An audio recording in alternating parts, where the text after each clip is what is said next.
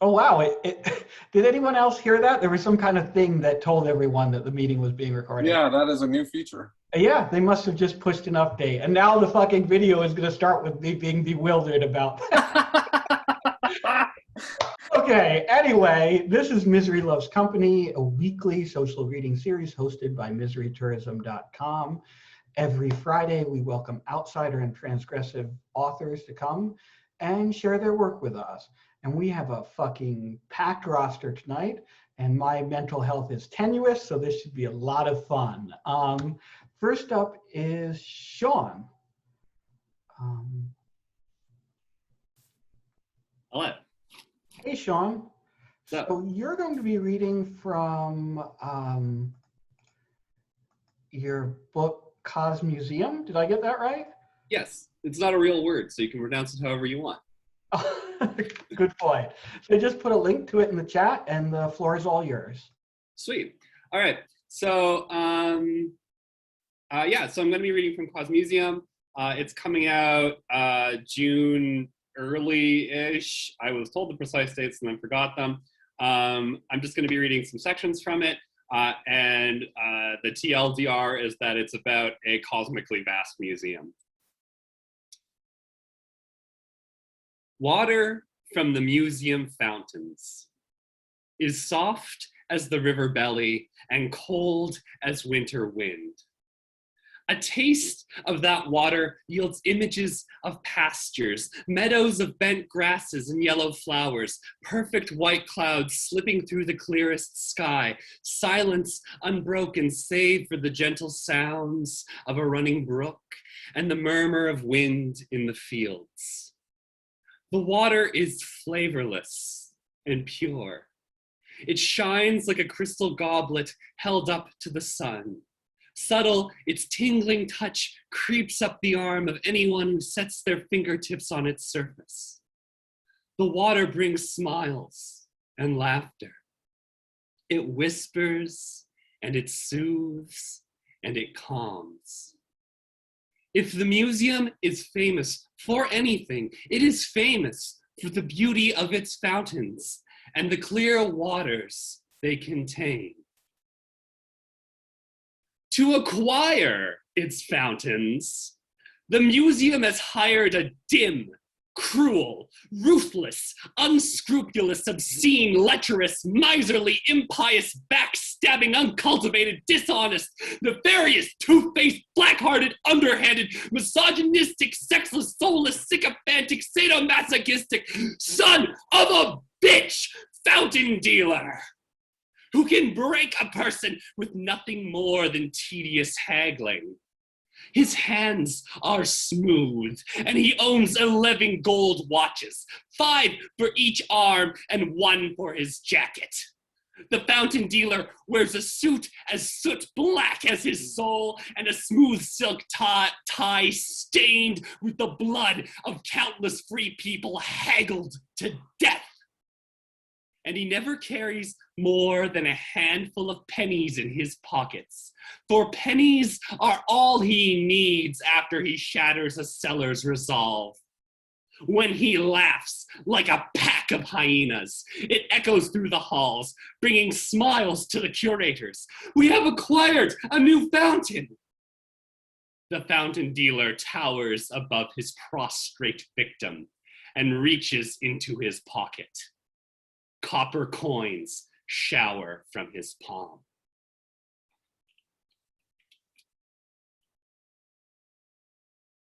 We've lost a wing to the chameleons.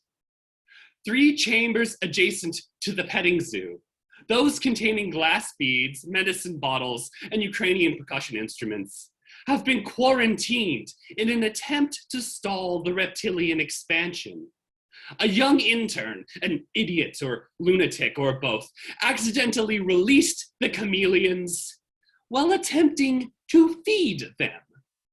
The second he opened the locks on their cage, the monsters sprang, blinding him with a vibrant chromatic display before tongue-thrashing his body to pieces, leaving nothing but a bloody skeleton. It is lucky for the museum that the head herpetologist, a cool-headed, intelligent woman, was able to raise the alarm before she too was snatched by the vicious tongues of the chameleons and torn to pieces by their frenzied jaws. From the fractured account of the sole survivor of the first outbreak, recorded as he bled on a stretcher, minus 4 limbs and an ear, the chameleons devoured every animal that hissed, squawked, bellowed, or brayed. The crocodile put up a valiant resistance, slaying dozens of chameleons until, lashed and beaten, it too toppled bleeding onto the broken granite floor. The museum militia has been mobilized to confront the chameleons. However, the reptile's knack for camouflage has made resistance almost impossible. Doubtless, a few of the invisible chameleons have already escaped the quarantine without noticing, and via their propensity for fornication will soon swell their population to ridiculous proportions. Though they cannot be seen in the many halls they infest, palpable silence grips occupied chambers, now and then pierced by the death shrieks of lost tourists. The janitors keep finding piles of bones in the rafters. Though for the moment, the chameleons are dormant, it seems likely that unless their numbers are culled, a great extinction will sweep away all life in the museum. The insectarium has showered the museum with blessings. In our darkest hours of need, it has brought miracles. The tides of feces that spread disease, whose stench rendered whole wings uninhabitable, were scoured by the insectarium's industrious scarabs. When aphids beset the Japanese gardens, reducing plants to a crumbling, brittle gray, Warlen Kemp, then chief of the booming beetle lab, unleashed a horde of golden ladybirds who feasted on the aphids in a triumphant rout. And when the Badland ants encroached upon the lobby and sent thousands of guests to the infirmary with swollen welts on their legs from ant stings, entomologist general Irina Ilyich Vorax strode up to the crawling carpet, opened a tiny jar, and released a cloud of horrid flies. The flies lay eggs in the soft joints of the ants. Days later, fully formed flies burst from their heads. The pests were soon exterminated. Their grubs clean the meat from corpses so they can be added to our skeletal encyclopedia. Their worms decompose our food waste so it can nourish the botanical exhibits. When the lights fail in a wing, the insectarium supplies us with fireflies. Its curators are among the most storied, and lockets featuring the most famous of its researchers are bestsellers the museum over. But of course, the crowning achievement of the insectarium is the insectarium itself. Its terraria are lush with stick insects. Its ant colonies, leafcutter, marauder, turtle, bulldog, bullet, kamikaze, Dracula, carpenter, hypnotically construct their dirt and wood metropoli. The exhibit even holds a live plague of locusts. Few can visit the insectarium. Its living beetle mosaics, its gentle tarantulas, a mother centipede curled around her young without wonderment, usurping what once was irrational horror. The only disappointment has been that, for a while now, the termitary has been closed. The entomologist general has informed guests that this is an ordinary closure. A pipe has burst. It seemed odd to us that this wasn't reported to our technicians, though requests often spend decades languishing in bureaucracy, and it's understandable that they wouldn't bother. For the illustrious insectarium, we'd happily put a rush order on the repair. The administration sent a team of plumbers to fix the pipes. When they arrived, the entomologist general informed the plumbers that it was actually an issue with the electricity, and the pipe fixers were turned away at the door to avoid further disturbing the termites. We thought our information must be wrong, but the team of electricians we sent after were told there were no engineering problems in the termitary. The termites were just hibernating. Please go. We solved the issue ourselves. There is no need to worry. It was odd to hear that the termites were hibernating because we knew for a fact that they weren't. Termites were appearing in nearby exhibits. A hall of beds had been turned to sawdust. Manuscripts and books of days reduced to pulp, and cracks began appearing in the soaring buttresses, now and then peppering visitors on the lower floors with blind maggoty and very active termites. Well, we sent HR and quality control and a team of engineers with a security detail to the insectarium to find out what was up. The guests stared. A gang of furtive entomologists flocked to the door of the termitory. No, nothing to see here. The termites have been very stressed by all these intrusions and they need their rest. At that moment, the marble walls behind them began to rumble and crackle, crumble, and collapse like soaked papier-mâché as torrents of termites gushed from the walls, clumps wriggling in gobs of pulpy concrete. The termitary had spread beyond its bounds, gnawed into the adjoining chambers with acid and mandible, chewed a cavernous maze in the structure itself, stretching back beyond our sight. Why didn't you tell us? What is this for? How will you rescue us from this? The entomologists nodded affirmatively to one another. All at once, their heads burst, and huge pale flies bumbled out over the screaming crowd, spilling a chaos of insects in their panicked collisions with terraria, and into the maze their termites carved, to vanish. And last one. Secrets are an anathema to the museum. Our mandate demands complete knowledge of every subject. Price Fairknife, the eminent authority on secrets and secrecy, has spearheaded a new exhibit, Secrets of the World, including yours, where all your hidden truths are laid out like the guts of Roman goats for guests to gawk at. Found here are such delectable specimens as the thing you were certain of when last he said, "I need to be alone." What you told her one night in April that made her cry, though she was too drunk to remember. And of course, that perennial crowd pleaser, what you think of when you touch yourself. Thousands flock to the displays, onyx plaques, diary pages, headsets playing recorded confessions that are uncannily in your voice, though you don't remember recording them. Encountering your secrets, your most compromising photo beaming from a gold-gilded frame.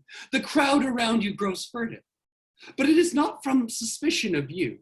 Shock creeping from the corners of the eyes mars their expressions.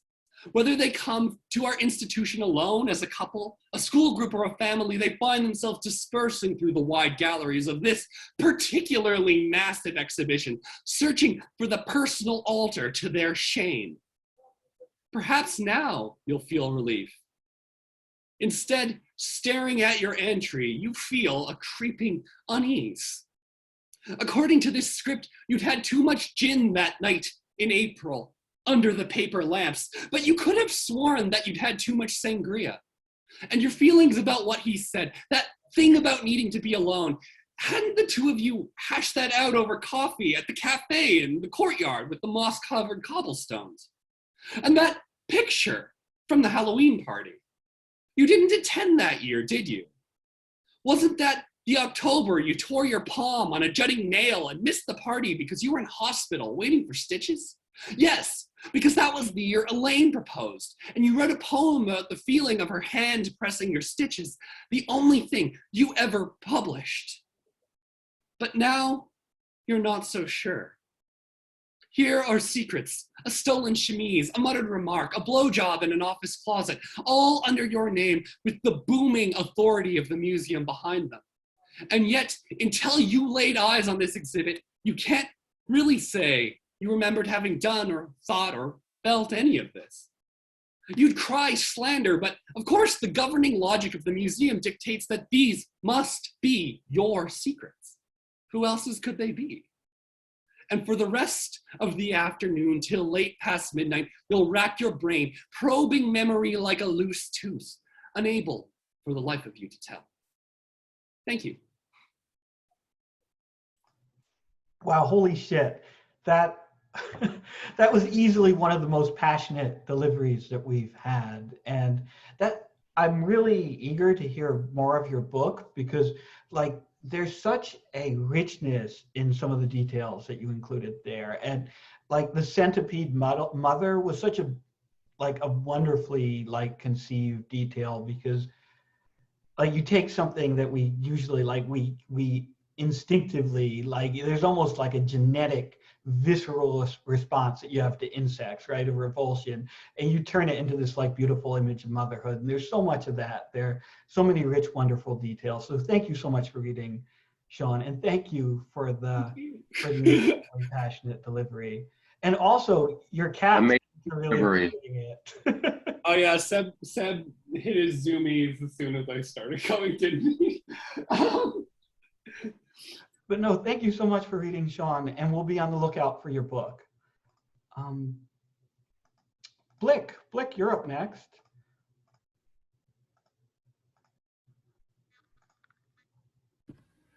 Hi, I'm going to start off with what you guys were talking about earlier, Kunst, because the piece I'm going to read is based on, in the fall of 2018, I co-curated an art exhibition in Lisbon, Portugal called Tributaries under the auspices of this international artists cooperative called Urban Dialogues. And it was artists from 5 different continents. And there was a Dutch artist who wanted everybody who was participating in this exhibit to do a visual musical composition that he was going to do a performance piece to conducting. And I'm a writer, not an artist, but he convinced me, well, he hassled me into doing a piece. And so I did. And I guess last October, Farrell published it. It's called Frog Concerto. And it's pieces of frog to a musical score. So based on this Kunst, I did an Aphracaris called Leap of Faith. And like I like to do, I don't know what you call these, a stream of consciousness without any, I guess it's one long sentence or something. So I never read period. I usually don't read this stuff, but you guys are so interesting. I figured I'd give it a shot. All right, so this is Leap of Faith. I'm a dead frog, and I don't say this with any pity or understanding or shame. It's just an observation that people seem to like us a bit too much, because I like to push hooks through our jaws and cast us out to sea, as well as amputate us for fine dining and draw us as a cartoon shuffling, cigar smoking smartass. And they like to blame us when they choke on the phlegm in their throats, and they swear that some of us give them hideous skin infections, while the evil ones enjoy tossing us into their steamy potions, as the younger ones imitate us with a game of leaps and crashes, perhaps because we abandon our young and we larger ones like to eat the smaller ones. And some of us are poisonous and have arrows dipped in our blood for killing others. And snakes like to slide along with our swallowed bulges straining inside their bellies. And we are stunned and frozen and sliced alive by school children with sharp tools. Yet we still swim and splash and smile because the sun warms our cold blood and reflects our moist green that gives summer its most vibrant color. And the Chinese believe there's a toad in the moon, not a man. The Japanese consider us good luck. And that luck includes the growing of long legs to hop away from dinosaurs, which is why we are the best sleepers on Earth, and millions of years ago became the first animal with any backbone to live on land. And Shakespeare wrote that we wear a precious jewel on our head. And best of all, beneath the summer stars, the sky is filled with our clucks and clicks and croaks of romance and camaraderie, sprinkled within a flying feast of buzzing wings of microscopic swimmers. And so this is what dead frogs will do, just given the chance. The chance would always destroy us. That was great, Blick. You have such a knack for finding like totally unique perspectives and just fleshing them out and going deeper and deeper. And it's just so wonderfully inventive. And well, it got me the previous one with all the insects and everything. My frog was like, it was like croaking. It was like croaking like crazy to me. Like, yeah. Yeah, perfect timing. Yeah. It's funny how like themes seem to emerge over the course of some of these nights, and I wonder All the time, all the time. more like amphibians and insects and critters tonight. We'll see. But thank you, Blake. Thank you so much. Now, Unity, I think you were going to read one of Blick's pieces that was published in Surfaces. Yes. Thank you, William. Thank you, Blick, for asking me to read this piece. Sentenced to death by the Muse. Sir, I have registered your desperate entreaty for guidance. A meaningful dialogue between two receptive adults articulates in a myriad of styles. Sensuality offers a portal to the subtle communication, often not available in our daily lives. Thousands of decades of life, love, and experimental understanding have nurtured a powerfully feminine and wisely balanced woman. I offer a manner of engagement reflective of another era indeed, when grace, sensitivity, and the healing power of intimacy were the standard. As discriminating as I hope my clients to be, I take very few appointments after testing our communication skills to a truly enjoyable and enriching encounter. Please offer your inquiries with a respectful metaphysical introduction and allow things to move from there. I present myself with straightforward integrity and expect the same in return. That being said, I will simply not respond to queries that are blatantly solicitous or unforthcoming. I welcome mature and urbane gentlemen to my hired accommodations in or around my temple of trust with availability through 5 p.m. Weekend afternoon and evening visits to your discreetly hired accommodations are negotiable as well. Given my desire to develop a repartee prior to our interlude, I cannot accept requests for meetings with less than 36 hours prior discussion. You will find me quite generous with my time, an encounter being about a connection and its development, rather than a mere chronological passage. However, I am a very private woman, and therefore am not available for booked appointments exceeding 2 hours in duration. Appropriate emolument as follows. 1. Genuflection for hour 1. 2. Total obedience for hour 2. Please respect my professionalism and maturity by referencing my entire conditions as well as reputation prior to contact. Specific details noted within my enclosed gyneocracy coda will not be discussed. Please refer to me as Sin. I make all arrangements through petition, without exception. I shall be in touch soon regarding my decision to select or reject you as a client. My rendered judgment is dependent on consultations with my sisters, as well as the honorable aesthetic sincerity of your petition to join my ethereal chorus of revelatory arousal. Gynecocracy coda. I have holistic orgasms of innovation that allow for me to achieve an altered state. Men do not. Men have ejaculations of thoughts. The Olympian patriarchy calls ejaculations orgasms because they never want women to consider themselves superior in any way. Thus, they pretend sensual artistic encounters are reduced to simple spasms that are equal for both genders. It is a fallacy that leads to the small death of visionary inventiveness. It has been my experience that men are generally less adventurous. Most like to repeat the same things and do not budge. My tastes often change on whimsy. Boys grow up with chronic mental masturbation and too often train themselves to limit their view of sublime sensuality to strictly physical pleasure. True imaginative sensuality encompasses the enriching aspects of both pleasure and pain, and is why men too often suffer pregnancy envy. I can always tell if a man is aroused simply by looking at him.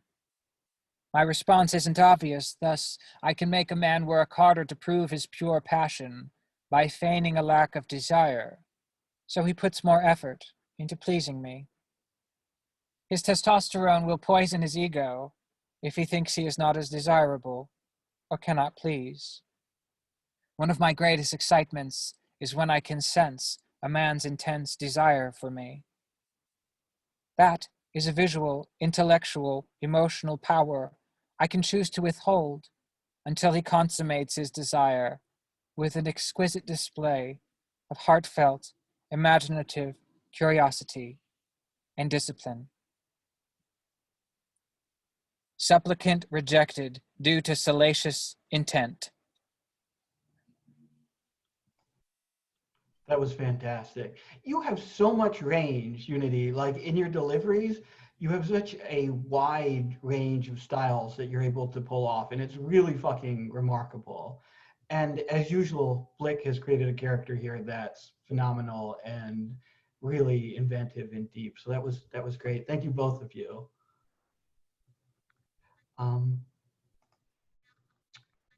Graham, Graham is up next. What's up? Hey, Graham, how's it going? I'm just going to drop the link in the chat here, and Yeah. it's all yours. Thank you. Thank you for letting me come and read. And I don't know if it's more annoying to read things that are just on a Google Docs or what. I don't know what you guys prefer. Oh, no, that's totally fine. Usually these things are a pretty good mix of both. Like there's some work that's been previously published, and then there's some stuff that's a work in progress. So we have a lot of Google Doc links flying through here pretty much every time. So, and I know it's good to see it while it's being read. This is a thing that I started working on. I wrote like a bit of it as a joke, and then I kept going with it. I don't know exactly what it is yet. So this is just an early thing. So far it's called I'm Smoking Something. I'm smoking something called swag. I'm smoking something called dank mids. I'm smoking something called Beasters, baby. I'm smoking something called that good shit. I'm smoking something called Beasters on crack. I'm smoking something called astronaut bath bomb. I'm smoking something called jalapeno cabano. I'm smoking something called that hot guy from work. I'm smoking something called Skrillex 2024. I'm smoking something called shower with a friend. I'm smoking something called dinosaur nightlight. I'm smoking something called Edgar Allan Oh No. I'm smoking something called zombie guts. I'm smoking something called vampire piss. I'm smoking something called David Bowie's dick. I'm smoking something called Louis C.K. at Gitmo. I'm smoking something called Mothman in high school. I'm smoking something called Degrassi Mass Grave. I'm smoking something called, huh? I'm smoking something called, hey, want to see something really cool? I'm smoking something called Stephen King lobotomy. I'm smoking something called giant hoagie no onions. I'm smoking something called gas station psychiatrist. I'm smoking something called hydrophobic rim job. I'm smoking something called happy Hanukkah, JonBenet. I'm smoking something called I'm not racist, but I'm smoking something called Carson Daly did nothing wrong. I'm smoking something called porcelain Ted Bundy. I'm smoking something called gas station psychiatrist with a gun. I'm smoking something called Vice President Kamala Harris. I'm smoking something called gas station psychiatrist with a gun on crack. I'm smoking something called loud bitch at work. I'm smoking something called visiting sister in the living room. I'm smoking something called waking up suicidal. I'm smoking something called I haven't heard that name in years. I'm smoking something called office possum. I'm smoking something called I don't think so, Tim. I'm smoking something called mom's boyfriend. I'm smoking something called Dad's New Wife. I'm smoking something called Mortal Kombat. I'm smoking something called the real F slur is fentanyl. I'm smoking something called It Doesn't Feel Good, but It Makes Me Come. I'm smoking something called Summer at the Body Farm.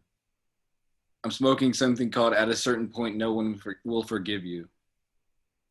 I'm smoking something called You from 5 years ago, but this time you're right. I'm smoking something called A Stitch in Your Ass to Cut the Shit. I'm smoking something called What Are You Gonna Do, Fuck Me? I'm smoking something called I Don't Have Positive Feelings for Most People. I'm smoking something called Your Mom in a Nursing Home. I'm smoking something called We're Just Hopeful It's Painless. I'm smoking something called Air Drumming to Neutral Milk Hotel in Public. I'm smoking something called Playing Doctor at Daycare.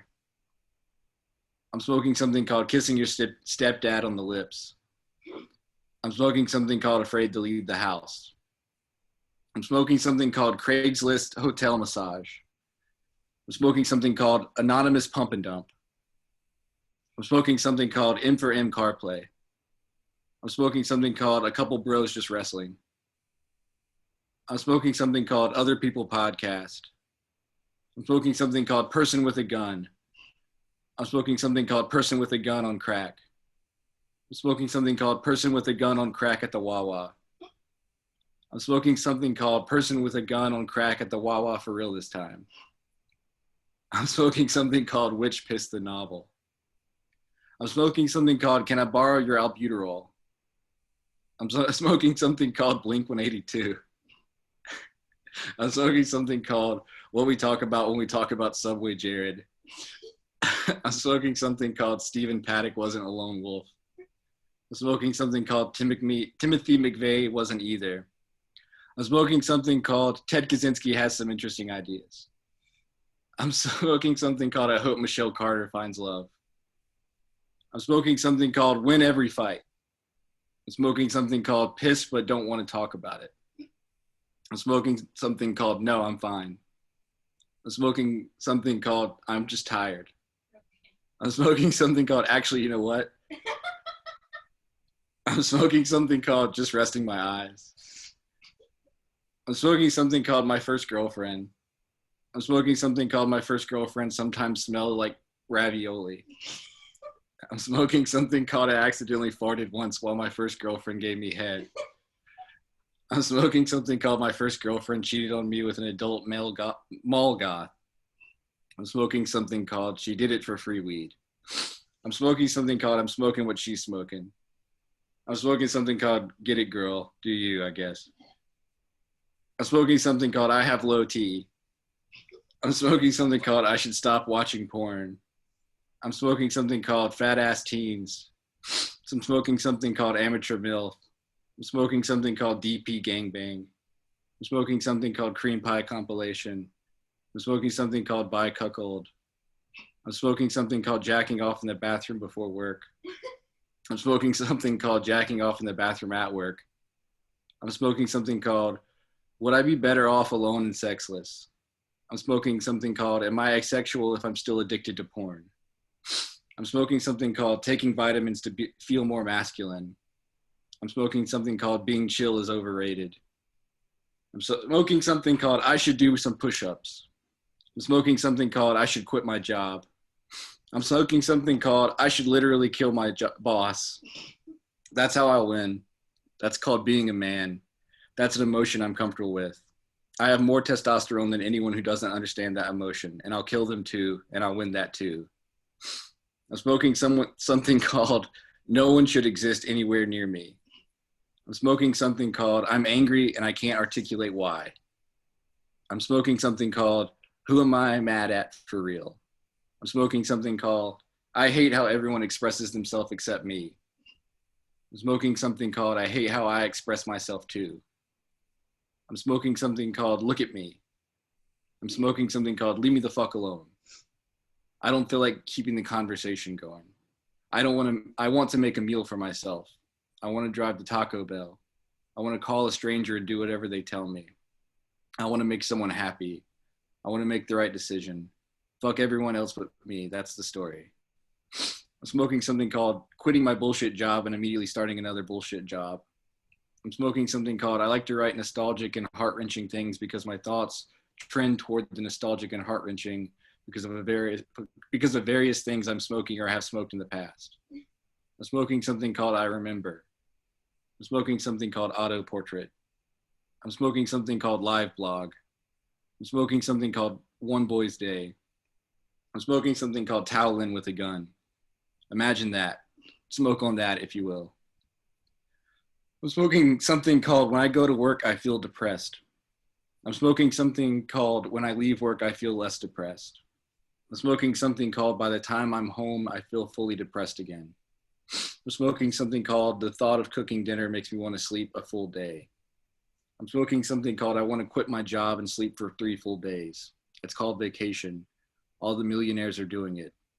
The millionaires are going to prison for taking too many vacations. They're going to prisons where they can sleep as long as they'd like. Millionaire prison is better than my ideal version of vacation.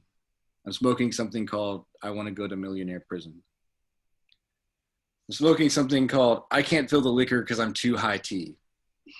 I'm smoking something called Motherfucker. I'm smoking something called I'll Literally Kill You. I'm smoking something called I Can't Wait to Kill You, Motherfucker. I'm smoking something called Ask Me About My Gun. It's a real gun this time. I'm serious, I have a gun. It's not a joke. Ask me about my gun, I'll literally kill you with it, motherfucker. I'm smoking something called That Fucks Me Up.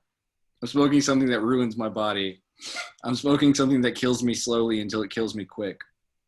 I'm smoking something that chills me out. I'm smoking something that makes me insane.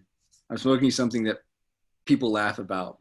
I'm smoking something people say they're smoking to mean they're full nutso mode, but it's not that bad. It's the same as everything else. I don't think those people are smoking what I'm smoking. They're only pretending. They're frauds and cowards. I'm smoking something called No Matter What You Think, This Isn't a Crime. I can't go to jail. It was justified.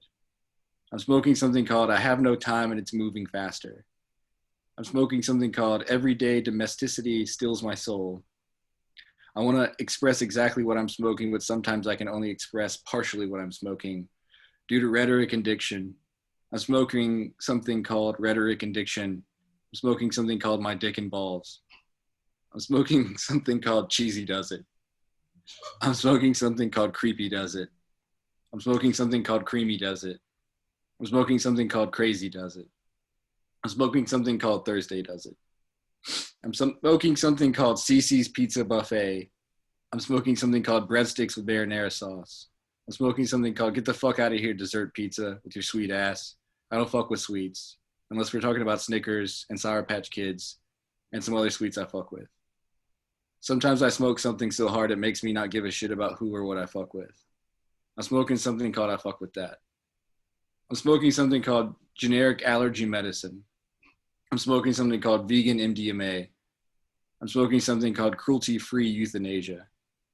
I'm smoking something called Killing Yourself to Meet Jesus. I'm smoking something called My Nickname in High School. I'm smoking something called Sugar Daddy Long Legs. I'm smoking something called Warehouse Bathroom Diarrhea. And that's all I got. Oh my God, that fucking killed me. I'm fucking dead.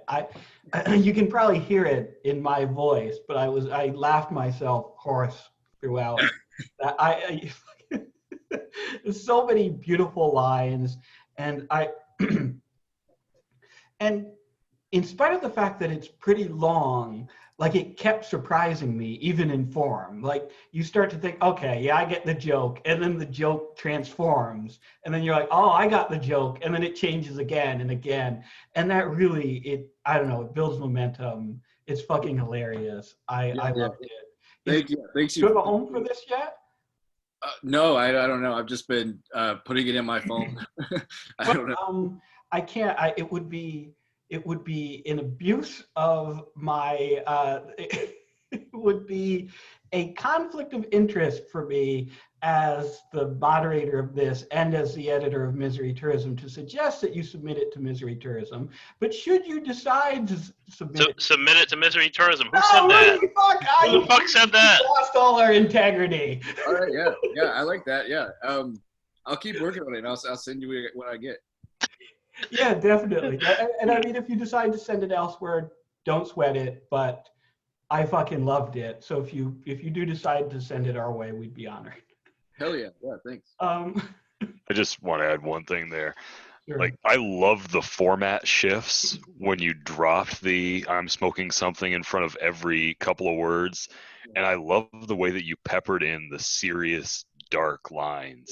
Yeah. That was brilliant, pitch perfect. I cut a little bit more of the dark stuff that hadn't been worked out completely, but I think that'll show back up at some point. I feel like it has to get there in some way.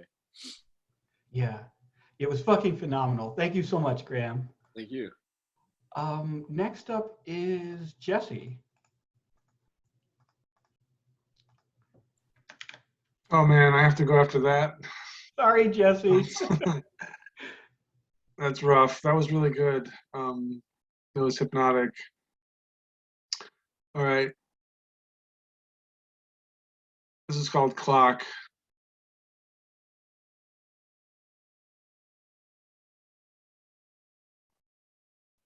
I first met Red Stillskin in the naval shipyards of San Diego in the early 1960s.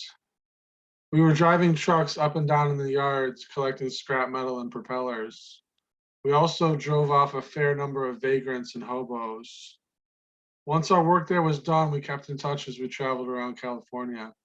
He got a job as an analyst at the Randy Corporation. I became an action painter and went to work trying to sell my paintings. Red was an avid surfer and played guitar in a band called the Sinisters.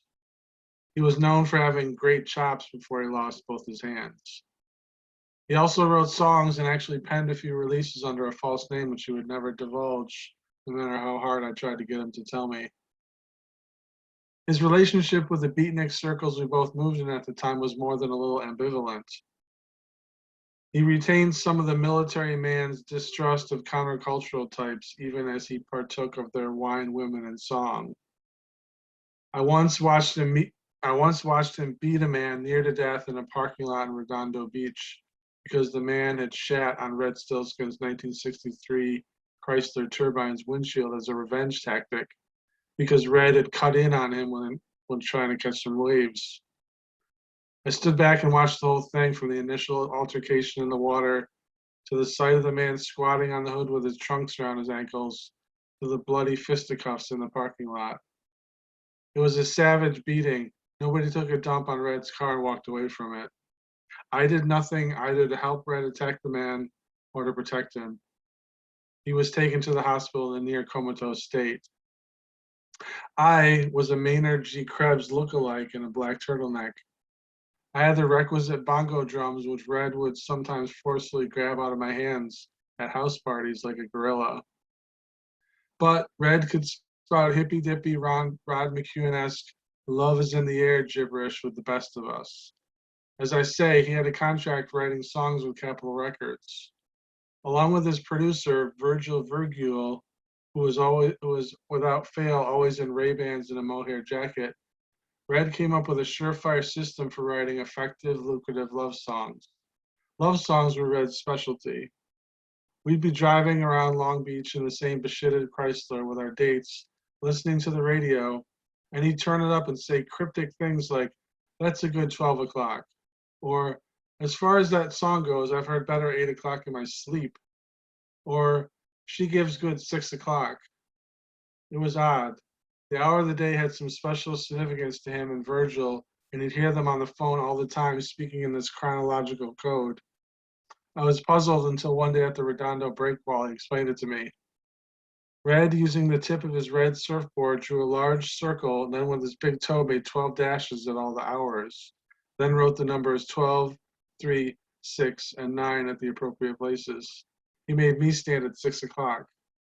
He stood across from me at 12 o'clock with one arm around the glowing shoulders of Irene, his current old lady who was from the secretarial pool at the Randy Corporation.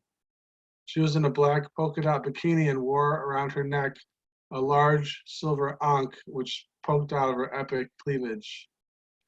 Red and Irene looked at me across the clock. "Okay, Larry," Red said, "I've got the girl at 12 o'clock, and you're all alone at 6 o'clock. Get it?" I'm afraid I don't get it, Red. Irene rolled her eyes at my obtuseness, and Red Stillskin sighed. One day, Larry, you'll thank me for explaining the secrets of the universe to you. 12 o'clock is when you're in love. Then as you go to 3 o'clock, you're breaking up. And breaking up is hard to do. Stay there at high noon, Irene. You're the love object in this little drama.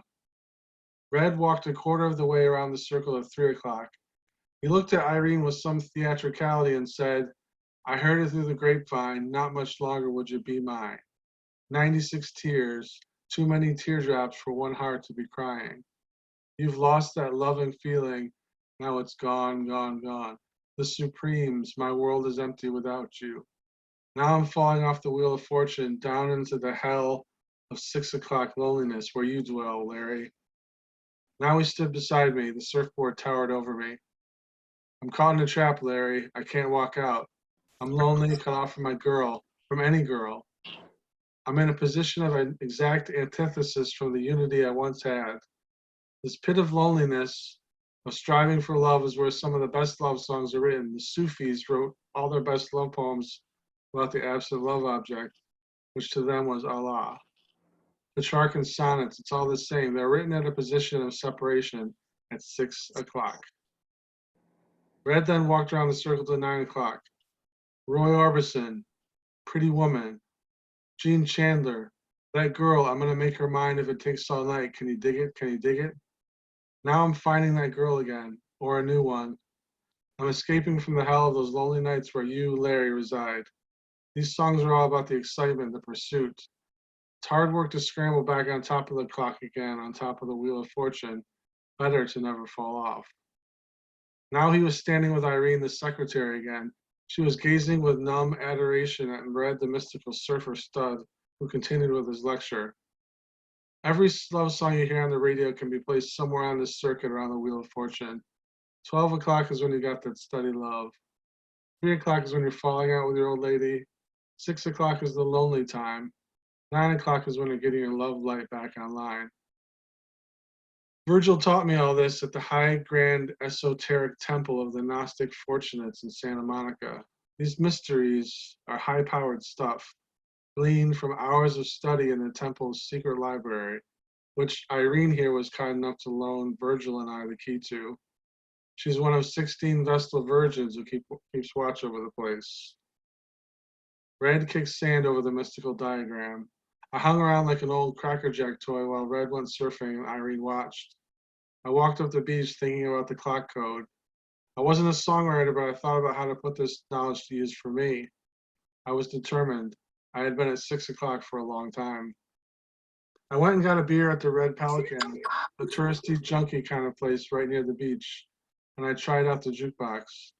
The Red Pelican was shadowy and crowded. I must have put in about $2 and quarters into that machine, and all I did was clear the place out. I played songs which I guessed were between 6 and 9, hopefulness surfacing like bubbles, looking around for anybody wanting to dance. But all the girls, if not attached, must have been carrying around hearts of high noon with them. A young man with sideburns came in and played a solid 3 o'clock on the jukebox, and instantly a girl in knee-high boots started talking to him, as if attracted to him in order to console him. I finished my third beer and was about to bug out when a guy came crashing into the doors of the Red Pelican. He looked a little frantic, and he spoke to the bartender who spoke to the owner. A girl came in a few minutes later looking pale, green, and sick. Voices got raised and people were jabbering. Shark attack. I went out down the beach and walked a few minutes to where I came from, but no one was in the water. Crowds of people were standing on the beach and staring, dazed. A stretcher was being loaded by several men into an ambulance in the parking lot. A long hike. Irene was sitting on Red's board on the sand. Her hands were over her face. I couldn't see Red anywhere, and I considered the worst. Irene, where's Red? I asked her, panicky. She looked up at me. Her eyes were red and raw. He got attacked by a shark, she said, her voice wavering. It bit his hands off. They're taking him to the hospital. I looked around and saw blood on the sand. Jesus, I said. You think they'll be able to fix his hands? Irene asked me, her face contorted. Sure they can, I said, having no idea. I had to scrabble around for something to say. Your bosses at the Randy Corporation probably have contacts, you know, the same people building legs for landmine cripples from Vietnam. He'll never play the guitar again, Irene said, and this seemed to be the thing that pushed her over the edge because she began sobbing heavy.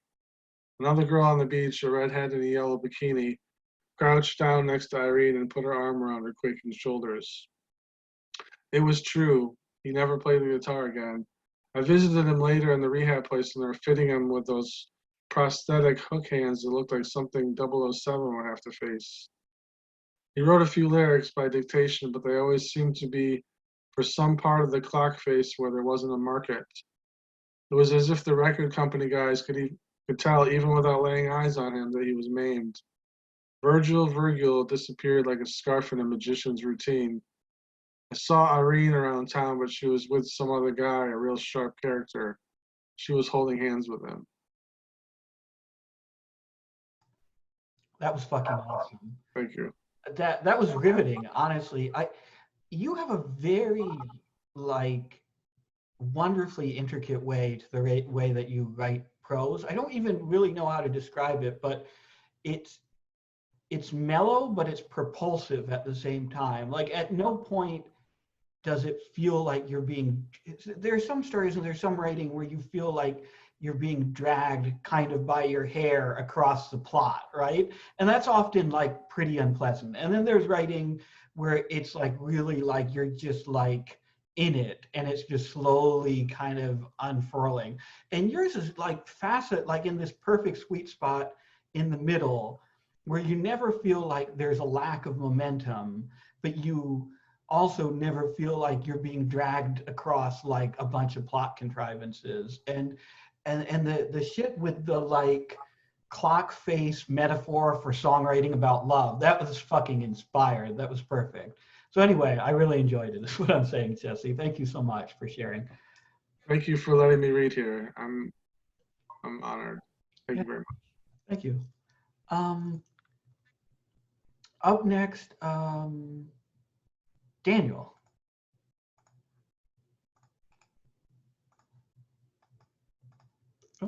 Hello. Hey, Dan. How's it going? Hi. Good.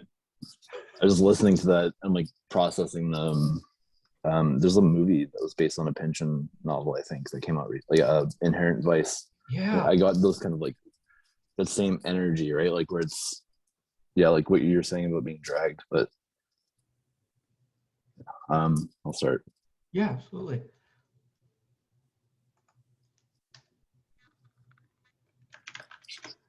This is called The Heart Pumps Violence. We're adopted. Travis Pickle had the same sense of our family, despite being 8 years old. He didn't talk much unless he felt safe, which was only when we were in the woods, far from the ears of adults. No, we were north of the river, far up the hill. I was trying to keep the sound of the rapids in my ears so we could find our way back. Our dad told us to fuck off, but didn't give a compass. It was our responsibility to not get lost in the Chehalis territories. You look more like Uncle David than Dad. Travis Pickle started laughing. He's probably your real dad. Dad kind of hates you. I laughed because it was funny, not because it didn't make me sad. We were carrying life jackets from an old ship. I wasn't sure they even still worked. They had markings, a name stenciled onto the back, but the letters in front were scratched off. Holy shit. Travis Pickle spots a pile of bear shit and runs over to poke at it with a stick. It looks like blackberries. Did the bear eat blackberries? Bears are omnivores, but brown bears are pretty close to vegetarian. And in November, the salmon are all fucked up and blackened. They spawn and then slowly rot while they are still alive. In the rain, you can see them wriggling. Pieces of burned flesh peeling off into the current. Bears don't eat dying things. 1 second. I put my hand a few inches above the bear shit.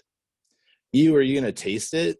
Travis Pickle hasn't read the SAS handbook I bought with the money I stole from our dad yet. The shit is still giving off the heat from inside the bear, so it probably smells us by now. We should go back. The rocks are jagged, leading back down to the riverbed. You can't walk barefoot like on a beach on the ocean. The stones will cut your feet.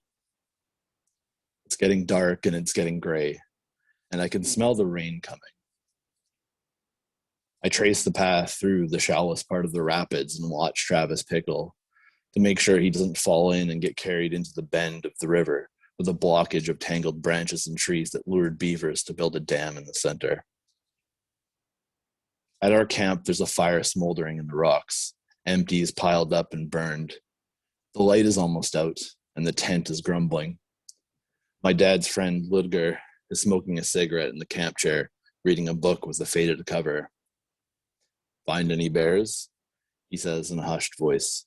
"Bear shit," Travis Pickle says. "How did it taste?" Ludger smiles in a way I've never seen my dad smile. Travis Pickle laughs. Ludger is a good storyteller. He was born in Germany after World War II. I have a crush on his oldest daughter, and I played baseball with his son for a few years. His father was in the German army, but I know better than to ask if he was a Nazi. Ludger is a hunter, and his rifle's all over his house, and I've always wanted to fire one, but I'm too shy to ask. It's hard to sleep with my dad snoring all the time, but it's hard to sleep always. I always wake up at exactly 2:33 a.m., no matter if we're in the woods or staying with my dad's friends or his girlfriend. I have a hard time going back to sleep, and when it's dark in the woods, you can't really do anything except think about stuff. When I notice the sky lighten, I unzip the flap of this tent and step out into the cold. Ludger sits in the pre-dawn light, head down, loading a magazine underneath a red light clipped to his shoulder. He notices me come out but doesn't say anything. I sit in the chair and watching his finger carefully press every round into place. "What kind of bullets are those?" 303 for Lee Enfield. "Oh." I let a long silence pass to build the courage to ask another question. "Are you going to hunt bears?" "No," he says. "Deer. You can hunt only in specific months." "Oh." I look at the rifle sitting on top of the soft case. It looks like an old gun, like in video games. It was my grandfather's gun. "In Germany?" Ludger smirks in the light without looking up from the ammunition. "He got it in Germany from a British soldier." "Like he bought it?" "No," Ludger says. "The British man bought it." "Oh." "You ever fire a gun before?" "No, but I want to." "When your brother wakes up, I'll show you both a few things." "Okay, cool." Ludger takes me and Travis Pickle to a clearing down the river and says to turn around after laying the rifle in the case against a stump. He wants to show us about camouflage. Ludger whistles when it's time to turn around, and even though we've heard him whistle, we can't find him anywhere in the clearing. He's invisible. It's confusing. I think it's a trick, but I hear a voice echoing off the cliff behind us say, "Do you give up?" We both yell yes, and then we see Ludger move to light a cigarette under a tree in the shadow of the boughs. "How did you do that?" "Color and movement." "What?" The eye is attracted to color and movement. If you blend into your surroundings and stay still, most animals and humans won't see you unless they're colorblind. I'm listening to him speak in this way where he knows what he is saying so well he doesn't need to be present to say it. It's like I'm hearing his grandfather speak through him. It's a way of communicating I never noticed before. Across the street, someone is pacing in the shadows beneath a second-floor balcony overhang. He's screaming at his phone on his Friday night, so chances are he's just had his messages muted. The back of my arms gets cold, and I feel the small hairs sticking up. I know he's looking at me, staring. He has no way to deal with whatever he's feeling right now. He's not drunk enough to just have a good cry about it. He's at that dangerous point. He's choking on emotion and he needs the Heimlich maneuver. He's walking towards my side of the street, and he looks mad I'm not paying attention. It always feels weird. My cousin was like this. He'd get drunk and eyeball people in the street thinking that if they looked away, he won somehow. They want to feel powerful. Men need to feel powerful when they're upset. To them, it's balance when the jealous, crying rot inside them starts a pointless conflict with another living thing. Bedank, j'ai le feu à coule. He gets too close, slurring his French, and it's out of my hands. This is the Tao of violence. I feel the pain on the receiver's face and the giver's knuckles, the receiver's nose and chest and the giver's forehead and shin. When I hear the deep breath shoot out of him like a deflating air mattress, I think about Mara teaching me how to dance in the parking lot of Safeway, the same parking lot I watched Chris Toole beat the shit out of a Jat talking too much shit. The Jat and his friends thought they could grab scavenged rebar out of the back seat before Chris Toole could get his hands around his neck. It was years ago, but I can still feel the dance. Mara reaching up, holding my face in her hands, the same way this motherfucker's fists are guarding too high. He's protecting his chin, and I'm not driving my knees and shins and the ball of my right foot into his chin. I'm aiming for his solar plexus. That's the button I'm trying to press. As long as I don't break it and he dies like that hockey goalie whose pads were too short and took a puck to the sternum that broke off into his lung, I won't get into trouble and I can keep dancing. He isn't getting the shit kicked out of him in the same way I'm not kicking the shit out of him. This is like two cosmic tendrils having a conversation. There's Akashic data being exchanged. I will remember this, and so will he.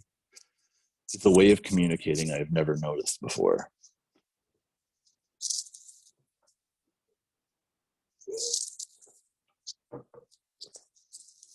My grandchildren will feel this pain, and his will feel the adrenaline of knowing that at any time they have the power to make someone regret opening their stupid fucking mouths.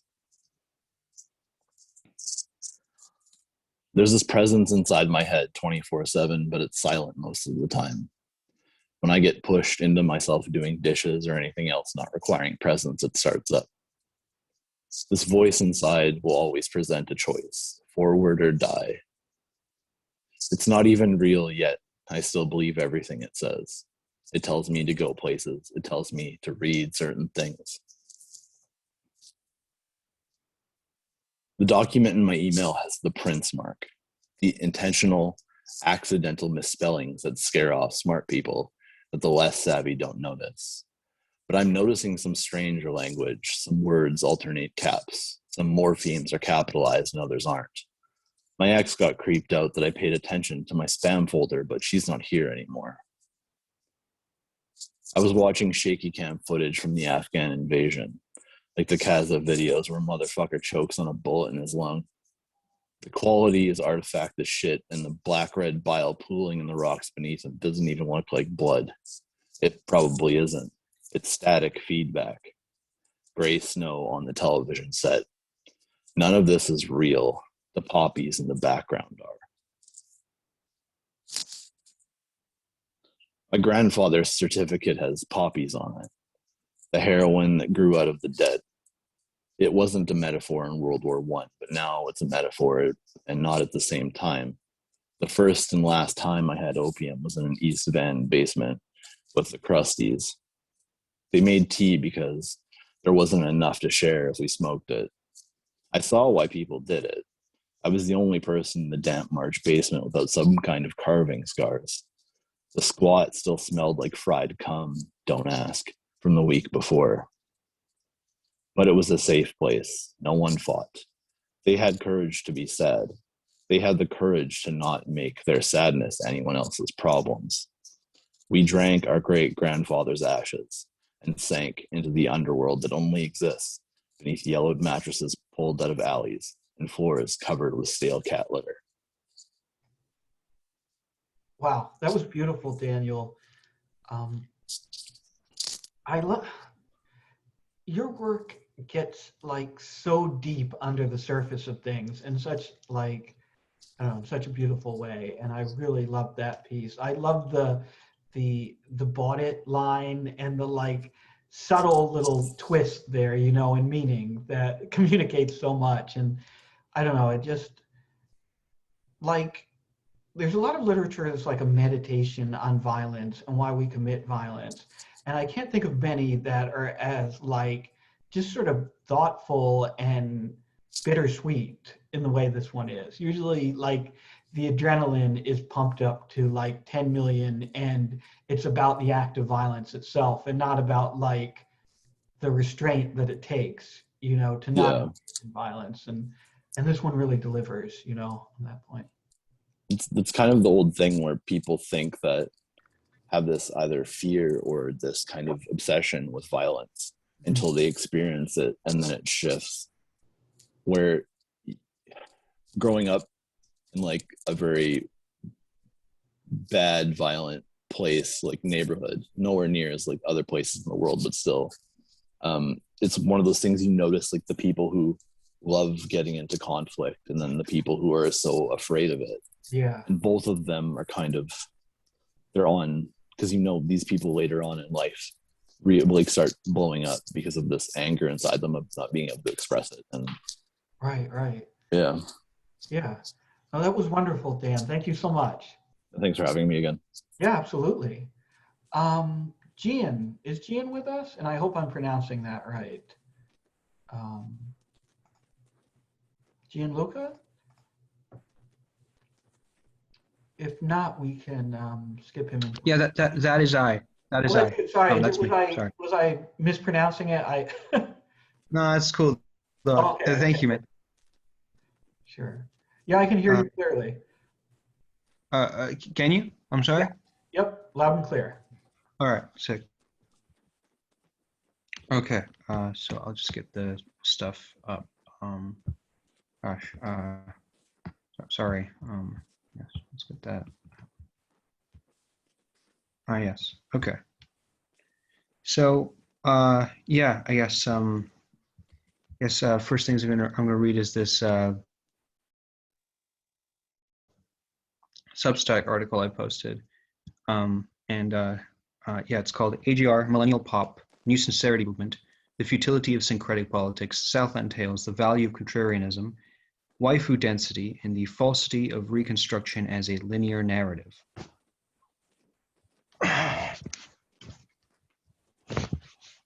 Okay. AGR are a universally detested band among music nerds. Their lyrics are corny and their production is annoying. Their songs are all silly nothings that are substanceless at best and whiny at worst. For of course, the worst thing an artist can be is whiny. With their quirky, twee aesthetic, a concrete example of this being when Jack Matt danced around the city streets in his pajamas in the I'm Not Famous music video. Light tone and myopic lyrics, they seem to embody not only the worst stereotypes associated with millennial pop, but millennials in general. However, I would argue that the band exists on an odd philosophical wavelength. It registers as neither idealistic nor cynical. I hate adopting such crude binaries, but my aim is to address how AGR muddies such a clear distinction.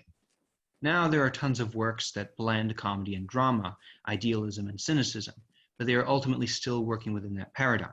A good example of this is Bojack Horseman. One problem I have with Bojack Horseman is that his attempts at political messaging are fucking horrible. Hold on, let me just drink this Red Bull.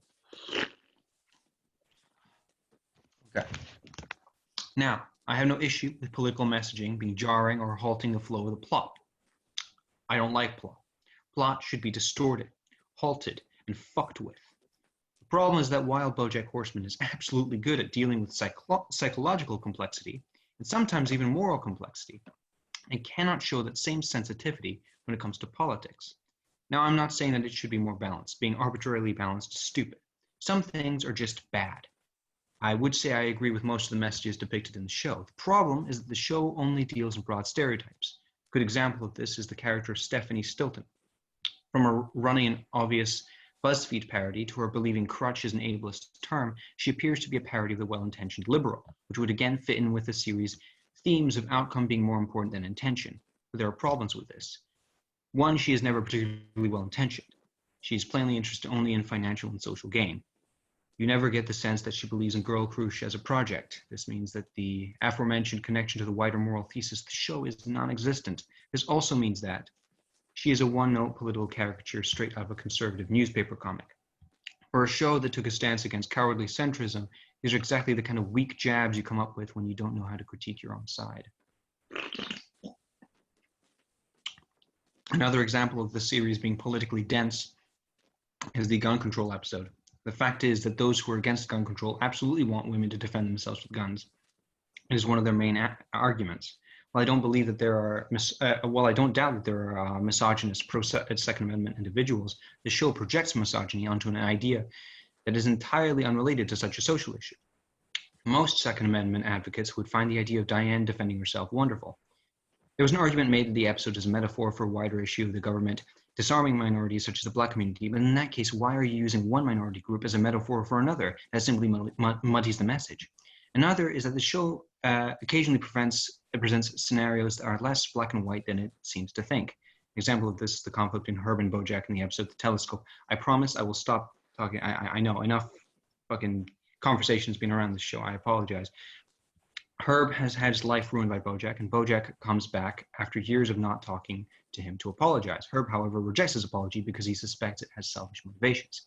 He asks Bojack why he didn't contact him earlier. The fact is, it's very hard to talk to someone after ruining their life. It sounds absurd and as if I have very skewed priorities regarding who to sympathize with, but it is nonetheless true. Every day that passes, another day you haven't apologized, another day you've left your friend to rot. And as your guilt slowly eats at you, you begin to wonder if it's simply better never to talk to them again. A position the show later takes, depicting going back to and apologize to someone you hurt grievously as only opening emotional wounds. Bojack could never have known that Herb wanted to see him again. Thus, the apology does not look as selfish as the show wants it to appear. Another thing, very few apologies are truly selfish. At the heart of every declaration of love is a small chunk of egoism. Every good deed is at least in part motivated by the dopamine we receive when we adequately follow the rules beaten into us by our parents and wider culture. These rules are what I like to call the soul. And so from person to person, the shape of the soul is different. And that is no bad thing. Imagine for a moment a parent that received no pleasure from their child's pleasure. They can act the part perfectly, but on the inside, they feel nothing at all when faced with their child's accomplishments. For most people, that would be a disturbing thought, and rightfully so. The fact is, love is when someone else's happiness makes you equally happy. Love is a form of insane religious devotion. Love is the last bastion of righteous irrationality. To love is to strive for mutual recognition. To love truly is indeed one of the most unselfish things a human can do, but is also not exempt from egoism. The problem is when one doesn't keep the warm, fuzzy glow in check, or rather feels it disproportionately. When one apologizes, one does want to have one's guilt absolved. But where is the shame in that? If that pain comes from someone else suffering, surely working to cease that pain is good. We want to perceive ourselves as good people. But for most of us, part of that is the genuine ease of suffering. We don't want people to pretend. Thus, in most cases, I would put apologies in the same category as love. That is an activity which allows for humans to approach divinity or selflessness. Same goes for forgiving. The show, however, doesn't address or counter this perspective. It appears in the world of Bojack Horseman. Oh God, I go on about this, Jesus. The perspective of the repentant sinner is either unimportant or should be actively treated in a hostile manner. This is unfortunately a common perspective and one we perhaps all hold in our weaker moments. The show is at times black and white morality and silly one-note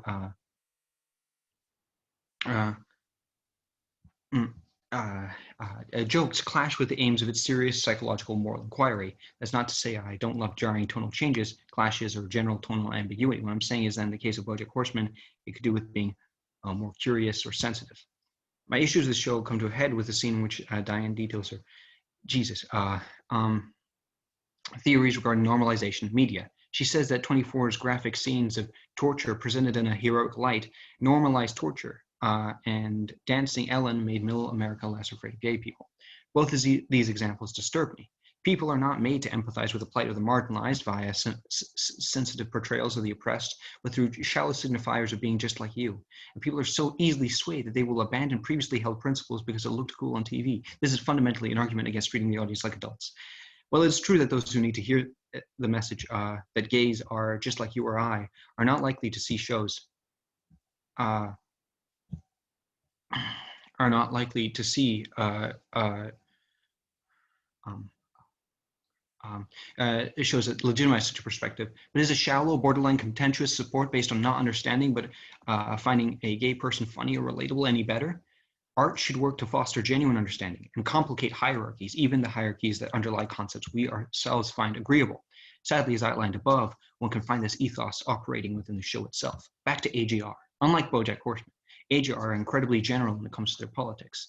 They collaborated with Barack Obama's It's On Us anti-sexual harassment campaign with a song of the same name. They made the song Burn the House Down for the movie Super Size Me 2 Holy Chicken by Morgan Spurlock. Their song 3 O'Clock Things features a sample of an elephant trumpet after the line. It's kind of funny how you vote for someone, to vote for someone, to vote for someone, and you might end up with someone evil.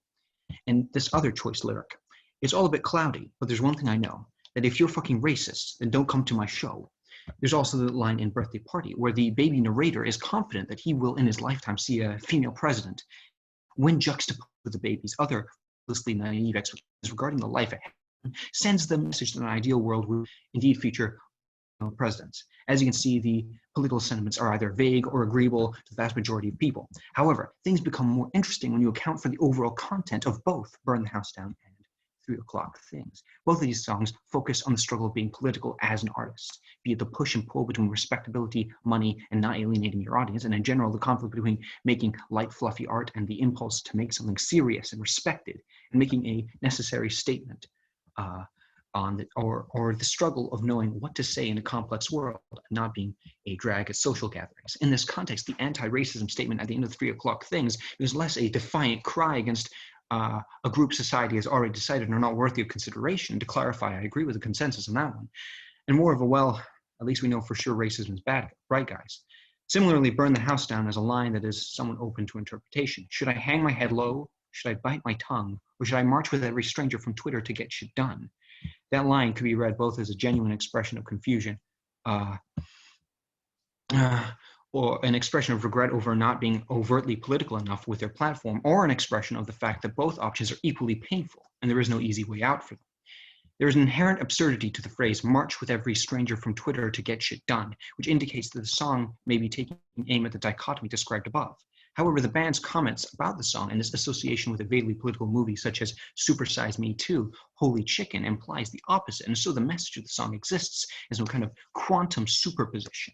The band expresses anxieties about whether they are equipped to make political statements, but also whether they are real artists if they just make pop shit. But are these anxieties to be taken seriously, or should they just get on with it? And in this sense, I would argue that it is a truly honest exploration of this confusion and indecision. Indecision is woven into the very aesthetic of AJR. Not only are they indecisive of whether they should make political statements, they're also indecisive about whether they should take their lives, about whether they're truly experiencing love, and whether they are grown up or not. It's difficult to tell whether this confusion of binaries is a conscious aesthetic choice or not. They come across as a normie's idea of weird, the one division of electropop. They are too eclectic for the mainstream and yet too poppy for the rate your music crowd. That's not to say they haven't received critical recognition from music publications and award shows. I'm referring more to their public perception than anything else. Another interesting contradiction occurs between the songs Break My Face and 100 Bad Days. Break My Face seems to argue that against the redemptive aspect of pain, a perspective I agree with, as I believe pain for the most part simply breaks people down rather than teaching them a lesson, which is an idea I find to be desperate spin rather than reflective of reality, with lines such as, what doesn't kill you makes you ugly. Although the scarring is implied to heal itself, the benefits seem absurd. An individual without eyes cannot cry, another one with no mouth cannot drown, and seem to be focused around emotional repression. However, 100 Bad Days posits that 100 bad days make 100 good stories. 100 good stories make me interesting at parties. Well, these perspectives are to an extent correct, while initially seeming contradictory. They can be synthesized into a kind of time heals all wounds kind of perspective, with Break My Face dealing with the immediate aftermath and 100 Bad Days dealing with when the pain becomes a joke.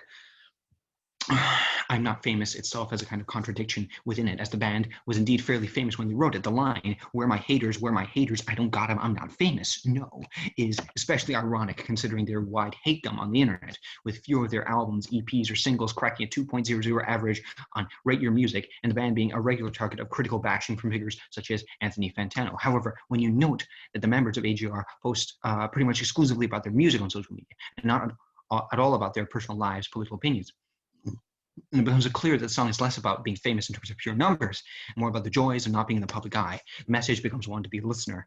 You will never know us, so please don't try, just enjoy our art. Honestly, a very good message to send to your fan base. The most overtly cynical the band get is with the song Beats. Specifically, they aim a barb both at themselves and their fan base with a line, my demographic will click on anything graphic. This line calls out the audience for being easily duped, and the band themselves for exploiting said audience. The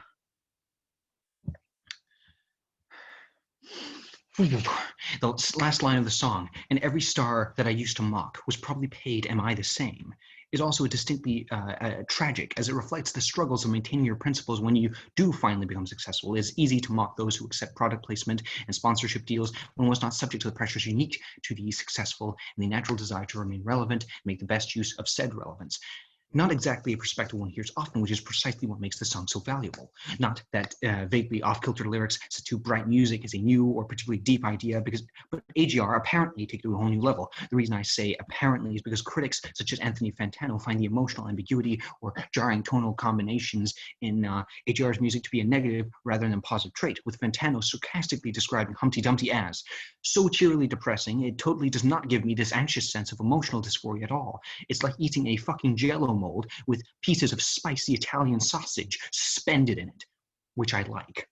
I heavily disagree with this video, as a lot of the complaints boil down to the band taking influence from other bands, perceived corniness of the lyrics, and one particular song coming across as an overly complicated therapy session.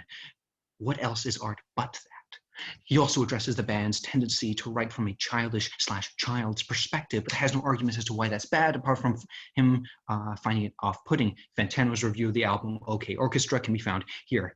Overall, AGR are a band that are simultaneously apolitical and political, retrograde and forward-thinking, myopic yet all-encompassing, idealistic yet cynical. In other words, their very existence frustrates many of the boundaries by which we categorize art, and they do this through possibly an intentional aesthetic contradiction. This aesthetic contradiction is far more compelling to me than the New Sincerity movement. The New Sincerity movement buys into the belief that old storytelling never took the piss out of itself and was always unafraid to be corny. This is not the case. This is a caricature of an entire subset of art, so-called modernist storytelling, which seems as a term to have little to do with the historical era that contained Dadaism, was often insecure and self-deprecating. Irony often hid sincere messages, and so-called uplifting stories were often cold, dead, and unremittingly depressing. This is not a deep truth, and yet it seems a foreign idea to those who package works into two camps, ironic or sincere. It seems to be the case that some think that mixing these two caricatured approaches somehow leads to more truthful or complex art. It doesn't. A similar thing has happened to critique of technology. Any work that seriously examines the pathology behind why we do what we do online is seen as technophobic. A work is either pro or anti-phone. It is either nuanced or phone bad. Maybe phone is bad, but that seems like a perspective no one is willing to hear. Onto syncretic politics. That is, the fact is the right wing is like a dandelion or an invasive species. There are fascinating left-right fusions or off-compass ideologies such as post-left anarchism. However, most attempts to fuse the left and right wind up with neoliberalism, economic rightism with a socially progressive coat of paint. That is the status quo. That is the world in which we currently live. The right will dominate the economic aspect every time. And so attempts at creating an ideological fusion are not only of dubious usefulness, but also seem only to be able to replicate the status quo. The right will always lay claim to the economic aspect, or at least a majority of it. The social aspect will be thrown to the left like scraps of meat, and that will be treated as a win. That is, if this syncretic ideology is popular, not many people listen to reactionary socialists or Nazballs. This leads to one of my thoughts about deconstruction and reconstruction. I'm not using the academic terms here. I am simply using these terms as defined by internet fandoms. 1, deconstruction, when a media trope is shown to be false, immoral, or unrepresentative of reality by showing what would occur if that trope were to play out in reality. Reconstruction, acknowledging the critique inherent in deconstruction so as to present a more realistic version of the original trope. I'm not fond of these terms. Like most critical terms spawned from the internet, they engage with an artistic landscape that is not there. Still, there's something to talk about regarding how people use these concepts, and how reconstruction is placed within a linear narrative of improvement. The original trope is seen as goofy and wrong. The deconstruction is seen as pointlessly destructive, destroying the lot. The reconstruction is seen as true, accurate depiction of reality. A prime example of this kind of narrative being utilized is this video by YouTube animation critic, Mysterious Mr. Enter. In it, he likens deconstructions without further reconstruction, just smashing a house to rubble. Now let's ignore that deconstruction is that destruction is a form of creation, especially when it comes to art. My main argument against this line of thinking is that some tropes are just bad. Clear-cut example of this is something like comedies excusing or making light of female and male rape. Works that deconstruct this trope are necessary and good, and reconstructing such a trope would not only be next to impossible, but not particularly desirable. One could say that it is a social attitude rather than a trope, but a lot of tropes are simply social attitudes manifesting in media, so why would we need to draw such an arbitrary line? More controversially, one could apply this to superheroes. Invincible is praised for being more restrained in this critique and acting as a reconstruction to the boys' deconstruction. But the scorched earth approach of the boys allowed itself to distance itself from the typical expectations of superhero storytelling, that it could strike out in its own on its own thematically, whereas Invincible will always be married to the basic superhero format and thus is more mealy-mouthed. It's ludicrous to say that Invincible is more realistic on a literal level or a psychological level, as both wackier than the boys and also has comparably rounded characters. Invincible is your average superhero story. It is simply different enough from the lowest common denominator, Marvel garbage, that it seems more different than it is. Both shows are good, but Invincible is not necessarily more mature than The Boys simply because it has more restrained attitude to violence, more likable characters, less blatantly horrible world. In fact, this worship of the original trope as something that cannot be completely destroyed disturbs me. It speaks to a reactionary spirit where we need to turn the clock back to when stories had soul, goddammit, when things were less depressing, as Thomas Sowell once said. No matter how disastrously some policy has turned out, anyone who criticizes it can be expected to hear, but what would you replace it with? When you put out a fire, what do you replace it with? While I may disagree with Sowell's politics, that about sums up my feelings on tropes. Mr. Enter says that at least Full House is a family that gave a shit about one another, unlike the one in Malcolm in the Middle, that he cannot watch Malcolm in the Middle simply due to how it reminds him of his childhood. That's completely understandable, but I cannot agree with his evaluation. For me, art should, number one, reflect reality. Number two, titillate. Number three, defamiliarize, present a new perspective on the familiar. 4, complicate hierarchies and social assumptions. 5, alienate, so as to ask why we are disgusted by what we are disgusted by. Are these great works of art? Are there great works of art that do not do any of these things? Absolutely. But a lot of the art that is the most valuable and cathartic to me does do those things. I'm not trying to say that Mr. Enter's school of criticism is wrong, because I am not interested in that. I am saying, however, that I disagree. I have not seen Malcolm in the Middle. However, I can, through synopses and Enter's descriptions, come to this conclusion. The family depicted in Malcolm in the Middle exists in reality. The family in a Full House does not. Realism is far more important to me than someone carrying a good message or being fun to watch. Reconstruction, to me, seems to offer something akin to syncretic politics, a well-meaning attempt at fusion resulting in a superficially altered version of the status quo. Can more optimistic reactions to established tropes provoke artistic progress? Sure, but I haven't seen it happen often. When people decry a work as hopelessly bleak, what often strikes me is how often only superficial aesthetics are probed. A good example of this is the anime Gantz. I have not read the manga.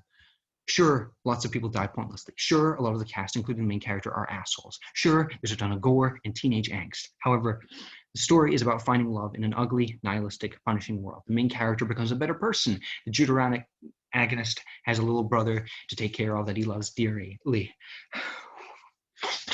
The story approaches the deaths of even rather unsympathetic characters from a somewhat humanistic perspective. While there is black comedy, there's just often a horrifying emptiness or a deep pain. The story laments that goodness is impotent and quickly snuffed out. And yet, none of that is addressed. Not only does reconstruction not inherently make something more mature, it seems that these terms correspond less to artistic intent, the ideas behind the work, and more to superficial aesthetics. The internet promised to liberate art. The masses can now choose, and what has this democratization brought us? A whole lot and not much. On one hand, the man on the street can have his voice heard. On the other, the man on the street is a fucking idiot. VTubers are magnificent, Performers bring to life characters that react in real time to audience interaction. Performance art meets video game live streaming. Arcade Craniacs provides a magnificent parody of YouTube 3 a.m. trends while implementing topical commentary and never allowing the satire to get so obvious that it becomes a sneering display of superiority. YouTube critics are a bunch of literalists who wouldn't know an earnest, good, articulate work of art if it jumped up and stabbed them. Either that or they surrender to the joke of the week. Tee-hee, I juxtaposed serious analysis with a frivolous topic. Am I not so droll? Fuck off. Outsider criticism. At least insiders don't feel the need to insult the artist every 5 seconds or insert excruciating skits.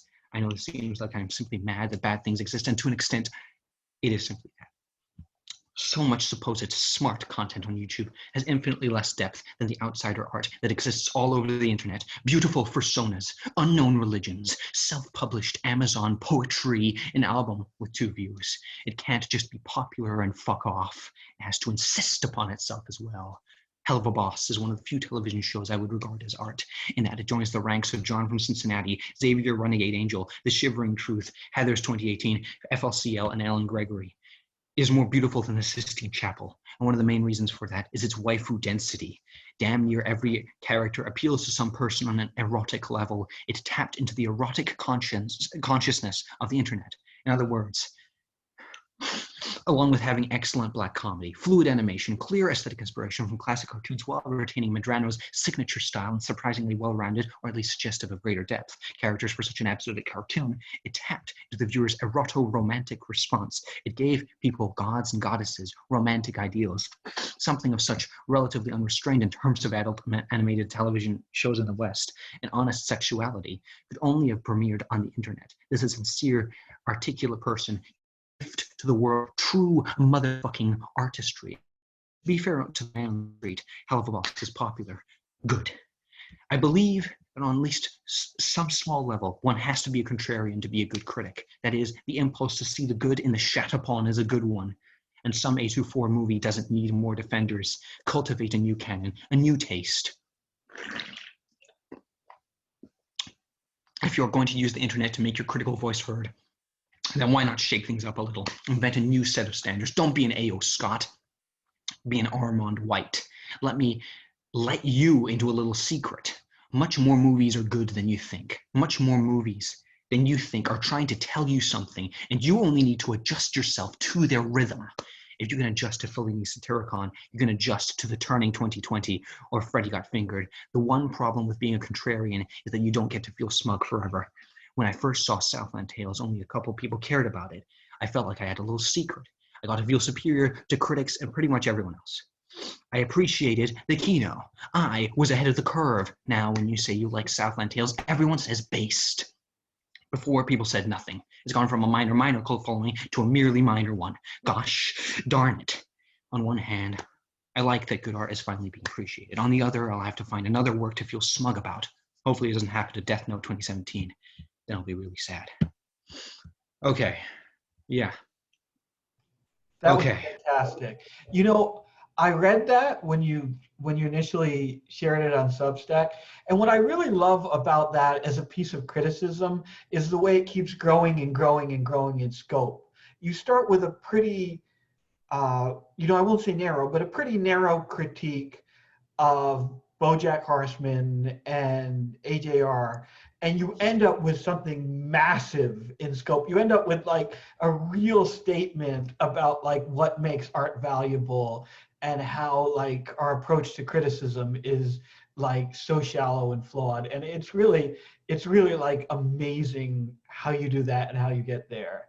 And I also 100% agree with your critique of Bojack Horseman. Like, there was a show that like had no idea what it was trying to do. It was one of these things where like the writers had occasional thoughts of occasional moments of genius and misinterpreted it as everything they thought was genius. So you ended up with a lot of really like shallow, silly political satire. And you had to watch like 6 episodes of like really shallow jokes and really dumb political satire to get to one really brilliant experimental episode. And it was kind of a fucking mess. But yeah, no, that was great. I enjoyed it. And I think if you look in the chat, everyone else really dug it too. Thank you. Thank you very much. There's a line in there about the quantum superposition of a message, which I think is just so perfect because it reflects the complexity of like messaging in all senses. If I understand right, like quantum superposition is a combination of a bunch of quantum states, which could be like something based on a probability, each of the states, and that is just such a great way to like basically to explain internet messaging. It's like sometimes you'll be in this state, sometimes you'll be in that state. You combine all of those, and then you have something. It's not any of those states, but it's it's got some kind of power to it. It's really, that is excellent fucking line. Thank you very much. Sorry, I just want to hop in and say read Gantz. The anime rules, but it cuts off before the point where the people who were writing the story decided, why don't we have it dismantle itself? And that's in the manga, and once that gets rolling, the twist is like really incredible. It's a really, really interesting piece, and based on what you were saying, I think you'd get a lot out of like seeing the thing as its whole. Well, thank you. Okay, I will do that. Thank you very much. Yeah, thank you, Jan, for sharing. That was great. Up next is Evan. Are you still with us, Evan? Oh, I see. Oh, he unmuted his mic, so he's with us.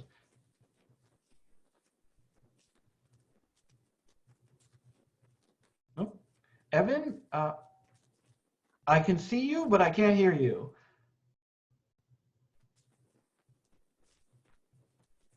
I see your mouth moving, but sorry, I can't hear you. Not sure what's going on here. Let me try muting your mic, and then you can unmute it, and we'll see if that works. Okay. It's funny, it shows, can anyone else hear him? Because it shows like the mic icon moves like it's recording audio, but I'm not hearing anything. No. Static on, I think it's on his end. Oh, I heard something.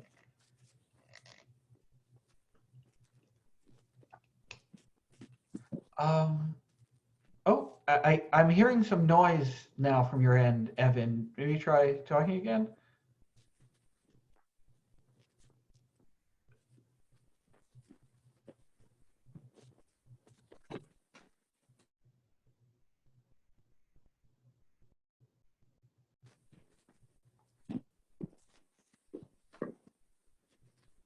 Okay, I'm definitely hearing something from your end. Try saying something.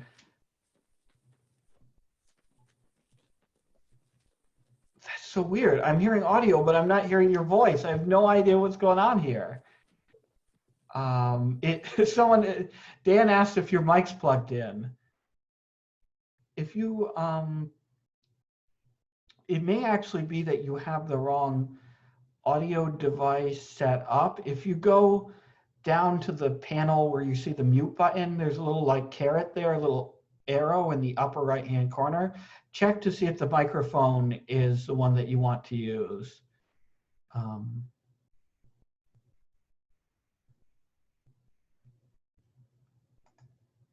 Oh, I think he left and came back with a... Cool. Can you hear me? Yes! Jesus, holy fuck. Sorry about that. Oh, no problem at all. I don't know what was going on. Appreciate you waiting. Oh, no problem at all. It's all yours now. Cool. All right. Yeah, thanks everybody. This is just a short thing. Just wanted to throw at you.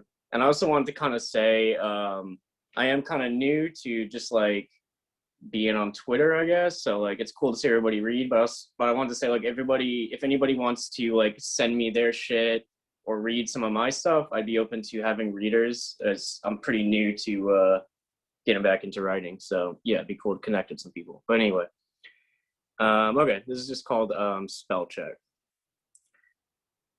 In the country of my birth, guns are cheap. Hope is free, but hard to maintain a cachet of. Bullets are small enough to be stored in that square change pocket we keep sewing into jeans, longing for a return to days when phones weren't always with us. We pulled over on the shoulder. A town we've never been to now becomes a place we'll always remember. A call home in a bright booth while drowned by the ink of night. Now it's always an emergency. A computer in our palm tells us so, and we report back with fingers propelled by pills. I unlocked the door to my apartment and bathed myself immediately in comforting sounds, voices and videos. There's a battle going on in the top 8 seeds in the Eastern Conference. My home team has been playing damn good as of late. Number 0 is a real killer. The man I voted for holds a press conference on the recent resurgence in mass shootings. He peels back a face mask, speaking into the black nub of a microphone set up alarmingly close to his mouth, so he doesn't feel the urge to lean forward much and lose purchase on the dewy grass underfoot. Winning. I got a job at a pizza place, and my coworker showed me the ropes. Hobbling around the joint, he told me a story that happened around 2 weeks ago when he had to go to the basement to fill a bucket from the ice machine and then lug it back upstairs where the customers filled their drinks next to the drink machine. He slipped on a cube that jumped out of the bucket and left a watery trail on the metal stairs. Ankle folded nearly in half while he lay in the exhausted heap at the bottom. Dislodged molars from the impact cut the back of his throat. He said he couldn't scream louder for help because he was choking on his own bloody teeth. The manager quickly shut the door to the basement so no one would hear his gasps. Free slice or a warm Coke for everyone in the store that afternoon. I lived in Philly for too long. It was never my home. It's a small town parading as a small city held up financially by a mega corporation called Comcast.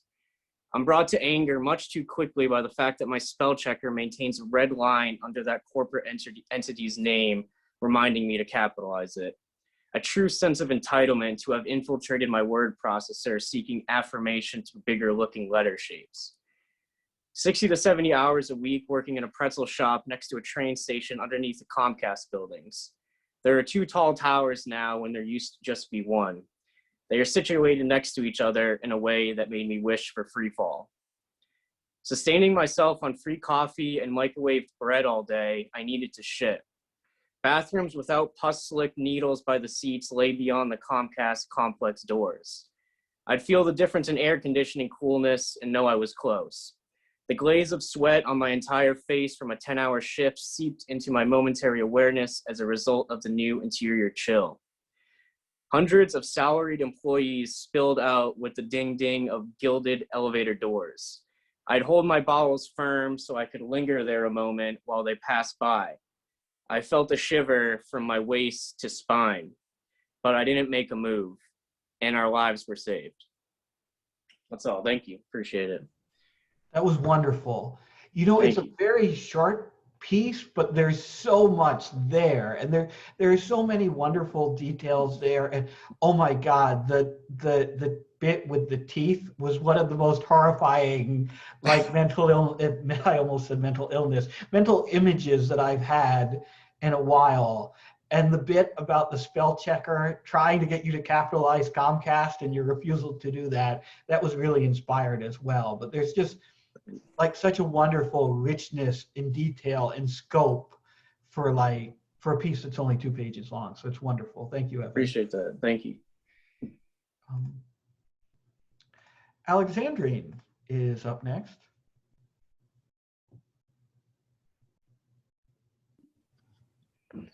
Sup, y'all? Hey, how's it going? I'm going to read from a work in progress novel. I'm going to read 2 shortish chapters. So the novel itself is called Egg. This is from chapter 2. The cross-dressing thing had started when he got to Indiana and was just as much a product of boredom as it was one of sexual fetishism. V, having had a fetish for heels and stockings from the time before puberty, considering such things to be the purest expression of sexuality that a human being was capable of, a purely ornamental set of clothing that was meant only to signal that the wearer was sexually available. And of course he had learned otherwise, had come to understand that people just wore clothes like that for a variety of reasons, some of them formal, but it had done little to tamp down his interest in heels and stockings as a sexual outlet. His very first orgasm had come from looking at a picture of legs in fishnets and red heels. He had similarly come to the understanding that not only women donned such attire. It might be for comedic reasons, or for performance, or perhaps even for the very same sexual availability he originally attached to them, but he learned that men wore such clothing as well, and it had been this and general curiosity which had driven his early interest in androgyny and sex changing. From a young age, he had done everything he could to learn about what he now called transness, mostly furtively reading magazine and newspaper articles on the topic when he could find them.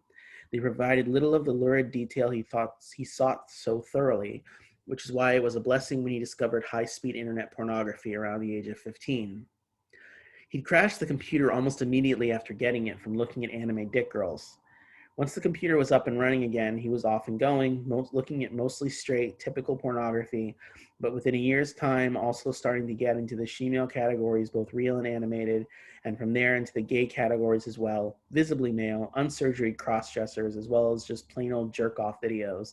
And it was this that revealed to him he was bisexual, even though he wouldn't dream of coming out, wouldn't do anything about it at all for most of his adult life. However, he kept returning to the she-males, as he used to call them, finding them to be a perfect intersection of his fetish for women's clothing and his desire to see dicks coming from anal penetration. His father was Nigerian, and that made all forms of queerness forbidden in the household, even if his white mother was far more open-minded. The father's favorite pejorative was faggot, and he used it frequently and with an indecent amount of pleasure, which meant that teenage and even adult V, wanting to maintain a workable relationship with the father, would do absolutely nothing that might mark him as a faggot, even if he had a feeling the father knew the whole time, from the way that he would speak at the dinner table, insinuate that every male friend V made was homosexual, constantly warning against the dangers of the male homosexual in particular as a pack of rapists and degenerates. So when V moved to New York, thoroughly closeted and interested in gays more from an aesthetic perspective than a practical one, and was forced for the first time to be in close contact with a non-binary trans woman, he didn't handle it well. He couldn't get their pronouns right, and since they weren't a balloon-titted, high-heeled girl like the ones in his porn, but instead a quirky, militantly queer lesbian, he kind of discounted them even as he found himself endlessly fascinated, attracted, wanting more than anything to get inside of this person's head and to understand what made them who they were. And eventually he did something to her he wasn't proud of, which he tried not to ever think of. In time, he did learn about transness, and while he was initially opposed to a lot of it rhetorically, particularly gender-neutral pronouns and dating preferences, he did come around to it and began to learn the ins and outs, the hormone treatments and politics of what it meant to be trans, and he found all of it kind of cool and edgy, and in some ways the manifestation of all his interest in androgyny, proof positive that the endless splitting of sexes and genders was just a foolish patriarchal imposition that it wasn't necessary to slavishly devote oneself to. It wasn't for him, of course. The most he did was post ambiguously about kissing boys on his Facebook while drunk in his last semester at grad school. Otherwise, he was purely male and proud of it, trying his very best at all times to project an aura of confident masculinity onto those around him, which as far as he could tell worked excellently, even if it meant that he would develop crushes on boys and then do nothing whatsoever with those feelings, a small price to pay for his ardent and safe-making display of manliness. But something changed when he moved back to Bloomington. Now he had time on his hands, time he spent watching YouTube videos by trans women where they explained their transitions and what it meant to be trans, and he found himself increasingly ashamed of his previous attitudes of gawking judgment. They weren't all that strange after all. Different, sure, but not strange. They were just people, and they deserved his respect and maybe even admiration. With a looser view of things also came a desire for sexual gratification. He wasn't seeing anyone in Bloomington, nor was he trying to, and so his masturbation became increasingly creative. He already owned a fleshlight and a realistic plastic dildo and the crown jewel of his sex toys, a realistic model of a woman's ass complete with both pussy and asshole, which he would fuck with decreasing levels of enthusiasm. Really, it was only a matter of time before he would get on Amazon and order a pair of high heels, size 11. The original idea for the heels had been purely as a fetish object. He had always liked it when his female partners kept their heels on during sex, a manifestation of pornography clearly, but a desire nonetheless. Still, during the act, as much as he enjoyed the view and feeling the hard plastic up around his neck and shoulders, it wasn't really fulfilling what he was looking for. And what he was looking for wasn't certain. He wanted to possess the heels somehow, become them, or perhaps more accurately, he wanted them to be more a part of the act. And so the idea for buying the heels was that he could masturbate using them, completing the act and coming onto the shoe itself as he'd seen countless men do in the jerk-off heel fetish videos he'd watched throughout the years. Which was a fine idea for which he commended himself, except when he got them in the mail, it seemed like such a shame to ruin a good pair of shoes like that. They were covered in a lacy material that would surely be ruined by cum soaking into them. And besides, the whole act seemed so perverse to him upon actually holding a pair of women's shoes in his hands, a pair he had bought exclusively to come onto, that he couldn't even keep it up if he tried. So instead he took to wearing them, which is where the trouble started.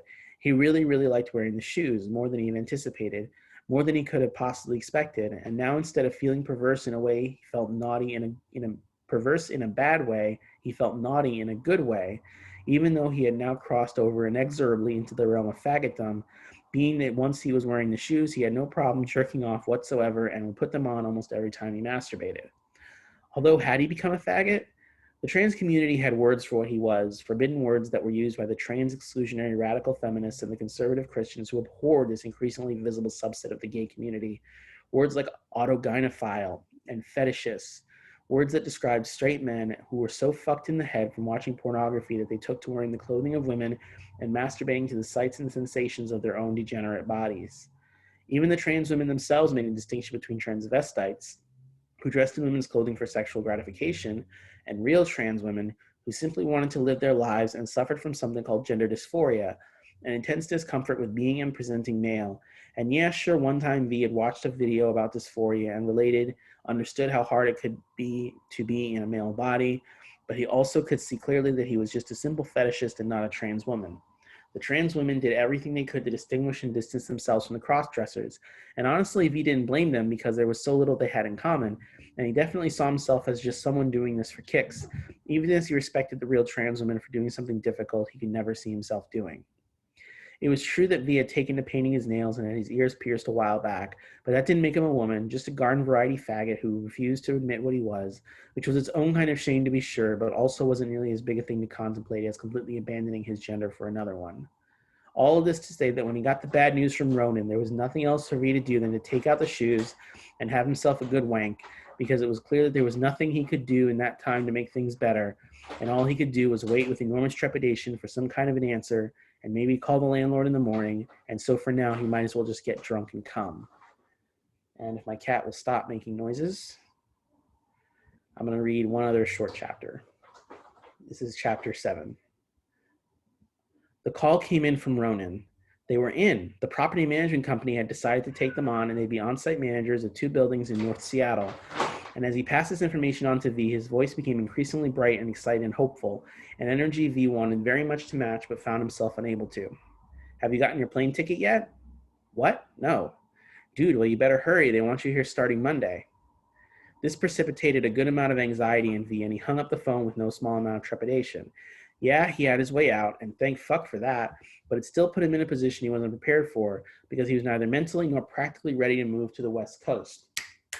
Jesus Christ. A part of the country he'd never been to and had no real knowledge of.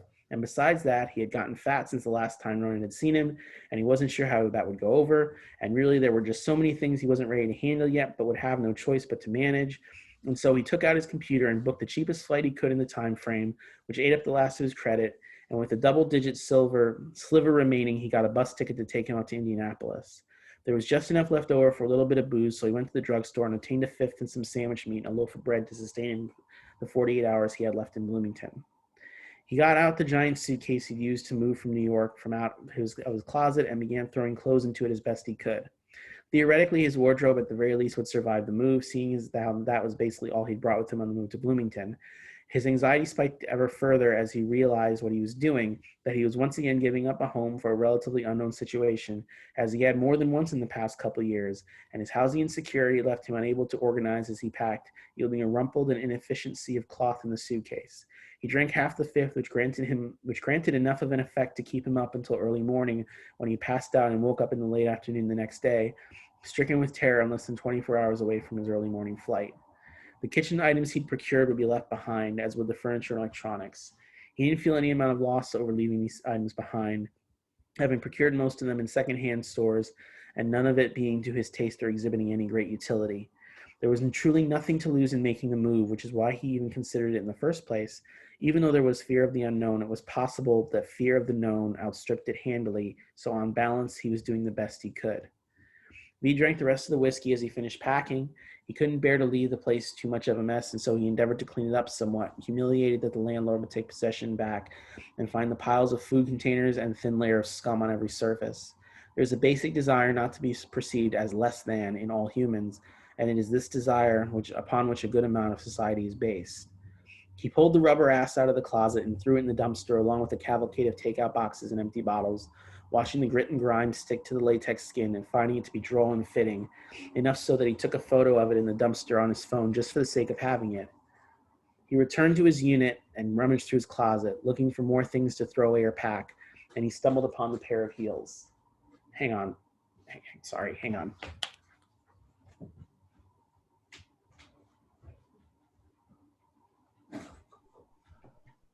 Seems like the theme for tonight is trouble with cats.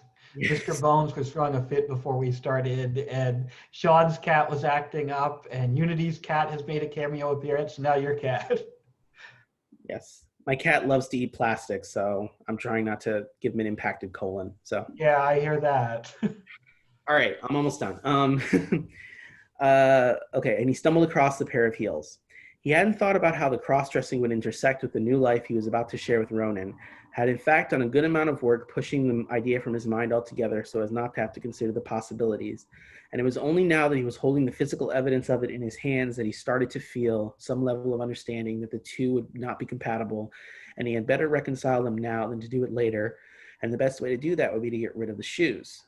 He put the shoes on his low, wide dresser and pulled down his pants and took out his dick and started stroking it, trying to think about how sexy he found the shoes, how much they aroused him as a fetish object, how he'd fuck them if he could. But all that came to his mind was how fucked up what he was doing was, and how much he'd rather just keep them as a nice pair of shoes to have than to think of them in this fucked up kind of sexual fetish sort of way. But it didn't matter because he managed to pull himself off and deposit a load all over the pair of heels, which definitely ruined them once and for all. He picked them up, carried them to the dumpster, and threw them in next to the rubber ass. And that's all I got. That was phenomenal. I've said this before, but you have such an incredible skill for like detailing like psychological states. And the first chapter that you read, like the way it outlines his like psychological progression and his psychological transformation, and like all the like shit about identity intermingled with the shit about like sexuality, and all of that felt like extremely true and extremely like precisely laid out in a way that's like 100% completely nuanced and believable. And I really dig the way that you get inside the heads of your narrators, because I think it's a really unique skill. I mean, fucking honestly, it's amazing and it's intense. So thank you so much for sharing that.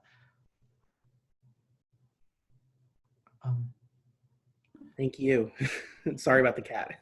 No, it's okay. Like I said, Mr. Bones was acting a fool before we started, and that like it's tonight is I don't know, there must be some kind of weird thing going on with cats tonight because they're all acting up.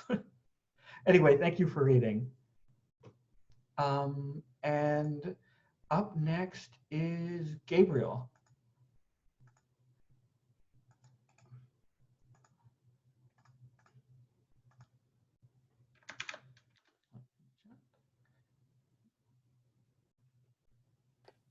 Oh, there we go. So can you hear me? Loud and clear. This is a piece called The Distant Prince. It's gonna appear in my short story collection that's coming out in October, but it was originally actually performed on this pod. We have this local sci-fi podcast called Simultaneous Times. It was performed for their racy adult episode. So it's called The Distant Prince. A lie is told, not just to protect our own selfish agendas, but often to keep someone else's feelings from being hurt. We fool ourselves to believe that the latter is less harmful. Yet either way, we are engaging in black magic, the antithesis of the gods, creating an alternate reality that will have no natural fusion, no magnetic force of nature, These lost, fickle fragments of anti-life we create will float as debris in our inner space, jumbling up our frequencies as we become more preoccupied with their impossible maintenance than we are with our own daily evolutions. If enough of these abortions of the soul are rendered, they will fuse into a panorama of blindness within us, whose foundation one cannot actually see, but will be the only solid ground left for us to stand on, as reality, as we once knew it, will then begin to fade from view. Jim, honey, what's the matter? What happened? He dismounted her with a jolt, much faster than their passion had initially conjoined their loins. He recoiled to the corner, palms and face, his blue-balled panting muffled through his fingers like he was trying to suffocate himself. He said nothing. Jim, what the fuck is wrong with you, honey? Her voice teetering from sympathy to condemnation. I'm fine. It's okay, Shelley, he lied. No, it's not okay. Obviously, you were just fucking my brains out right perfect, and now you're in the corner like a dunce and you're shaking? What the hell, Jim? She managed to shriek whisper. Honestly, you're making me feel like I'm an open sore right now. Tongue-tied, he saw the moon beaming on her face through the curtains to a slightly altered angle since she sat up. Now it was giving her face a hideous, malevolent quality, a far cry from the young angel he had just been making sincere love to, a young angel that caused him to jump out of her. Really, I promise everything is okay. I'm really sorry, baby, he said, revealing nothing. He was more concerned with covering his manhood, quickly devolving into modesty as he wondered what had just happened. After all, how could he explain to her what was wrong if he didn't know what had just occurred? Jim thought quick as he made himself get up and crawl back into bed with his sweetheart of almost 3 years. He knew exactly what he saw, but opted for more ambiguity, as the truth would have simply locked him out of her heart. He salvaged some confidence, whispering to her as he pulled up the sheets again, steering it gingerly back into the safe romantic cul-de-sac that he was doing donuts in just minutes earlier. I think I got so deep with you that I just got a little dizzy and I thought I was going to pass out. He was getting quite good at lying after a year of erratic infidelity. Shelley's mood changed dramatically, a smile spilling across her face. Good answer, she sighed. She handed him a glass of water from the nightstand, like a dutiful cheerleader to her marathon man. She seemed appeased, curled up to him, her softness contouring into his stiff oblivion. It was only 8:46 p.m. Though they had been in the throes of passion for almost an hour, it was enough for Shelley to fall into a light sleep, slightly snoring every so often. Jim lay facing away, unable to relax as he gazed into the taunting digital marquee of their alarm clock. What time was it anyway? The numbers on the clock looked foreign as hieroglyphics, mere primitive symbols compared to what he had actually just seen. He had seen the other woman in her. No, he didn't see the other woman in her. Her face had actually become the other woman's face. He looked away, looked back, still there, blinked, still there, thrusted harder, still there. Gazed into her eyes, more presence. It was still the other woman. It had been months ago. Nobody except him and the other woman knew. Shelley would have never known about it had she just not somehow become her. He looked over to her, making sure she was still fast asleep. He rose to open the window. It was sweltering. He needed some cold air to sober up his own guilt-ridden insanity. He took 2 steps towards the pane, gently lifted the latch, pushed up the window frame. He looked at the moon, blinding in its luminescence, yet it took on a shade and shape he never recalled seeing. There it sat, cradled in the clearest of brisk night skies, a dull matte gray finish covering any of its normal texture or definition, a one-dimensional superimposition. Directly in the center was a small but undeniable black blemish, a feature never seen before on this most ubiquitous feature of night. He was sure he wasn't hallucinating, but transfixed on what seemed like an honest-to-God glitch in permanence. He wondered how something so colorless and bereft of life could be such a taunting presence. Was it actually present? He returned to bed, defeated, confused, fatigued. His elusive paranoia finally wore him out, and he fell into a dull sleep. Jim, her marathon man. He awoke gently to a familiar embrace at 2:15 a.m., her thumb and forefinger tracing the contours of his slowly stiffening cock. I'm not done with you yet, she playfully whispered into his ear as he melted into her nocturnal advance. He took his arm under her neck as he explored her underworld with his other hand, assuring the arousal was mutual before he threw his leg over and plunged into her with an abandoned yet focused gusto, as if his whole lie depended on it. Steadily, his confidence rose with each thrust, The bed lamp still off, it was the moon that cast the only sabers of light into the room, spilling onto Shelley's face, grimacing with pleasure, pain, everything beyond and in between. Her face shone bright like a spotlight presentation, something he wasn't prepared for the second time, the evening's sole source of illumination, gradually altering her features, once again like the shadows of a sundial. This time, Jim did not recoil. Instead, he was reanimated in his wee hour exhaustion as he gorged himself into Shelley. His oil drill rhythms quickened, his lengths deepening, muscles tightening as he hungrily indulged this time in his preferred future, into a face that was not hers. He uttered the unthinkable, "I love you." It was Shelley's turn to recoil. She half giggled nervously before surrendering to the hour's previous bewilderment, wiggling out from under him and sitting upright. "Jim, what's going on? You can't blame me for being shocked to hear you say that. You haven't said those words to me in years now. Maybe I've become some callous bitch, but you are now you're acting strange even when you were trying to be sweet. Just give it up already, please."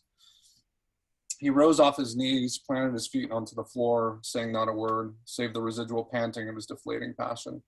He looked toward the window and moved towards it in slow motion, catatonic with stoic curiosity, possessed by what he saw in the sky. Jim reclaimed his spot at the sill, looking up. The blemish on the moon had grown larger, as did the rest of the gray sphere around it. Now it resembled a giant eye, with odd detail in the pupil that felt familiar. Transfixed on the orb, it wasn't long before its dull gray appearance began to blur and swirl into a far more disturbing image, as gray turned to blue and continents began to form on the surface, slightly obscured by slivers of white like those of a cataract. It was his worst nightmare, the planet Earth, slowly fading away. As he looked around, he was no longer in his own home, but the barren landscape of this moon he had made for himself. His own anti-world, constructed by lies, kept under such pressure they had finally solidified into his own private rocky foundation. After years of not being present, he'd no longer be allowed to see what was right in front of him. That was great. I love the ending. I love the ending because it does that thing that great endings do, which is you arrive at the natural end of the story. You get the kind of like moral or plot resolution, and then it keeps going towards something that's like transformative and upsetting and just out of reach. And I love that. Thank you. It like goes from being this kind of erotic sort of Twilight Zone episode to being something like totally jarring and surreal. And that's just fucking wonderful. I love it. Thank you very much. Yeah, thank you, Gabriel. Andy. Andy's up next. Are you still with us, Andy?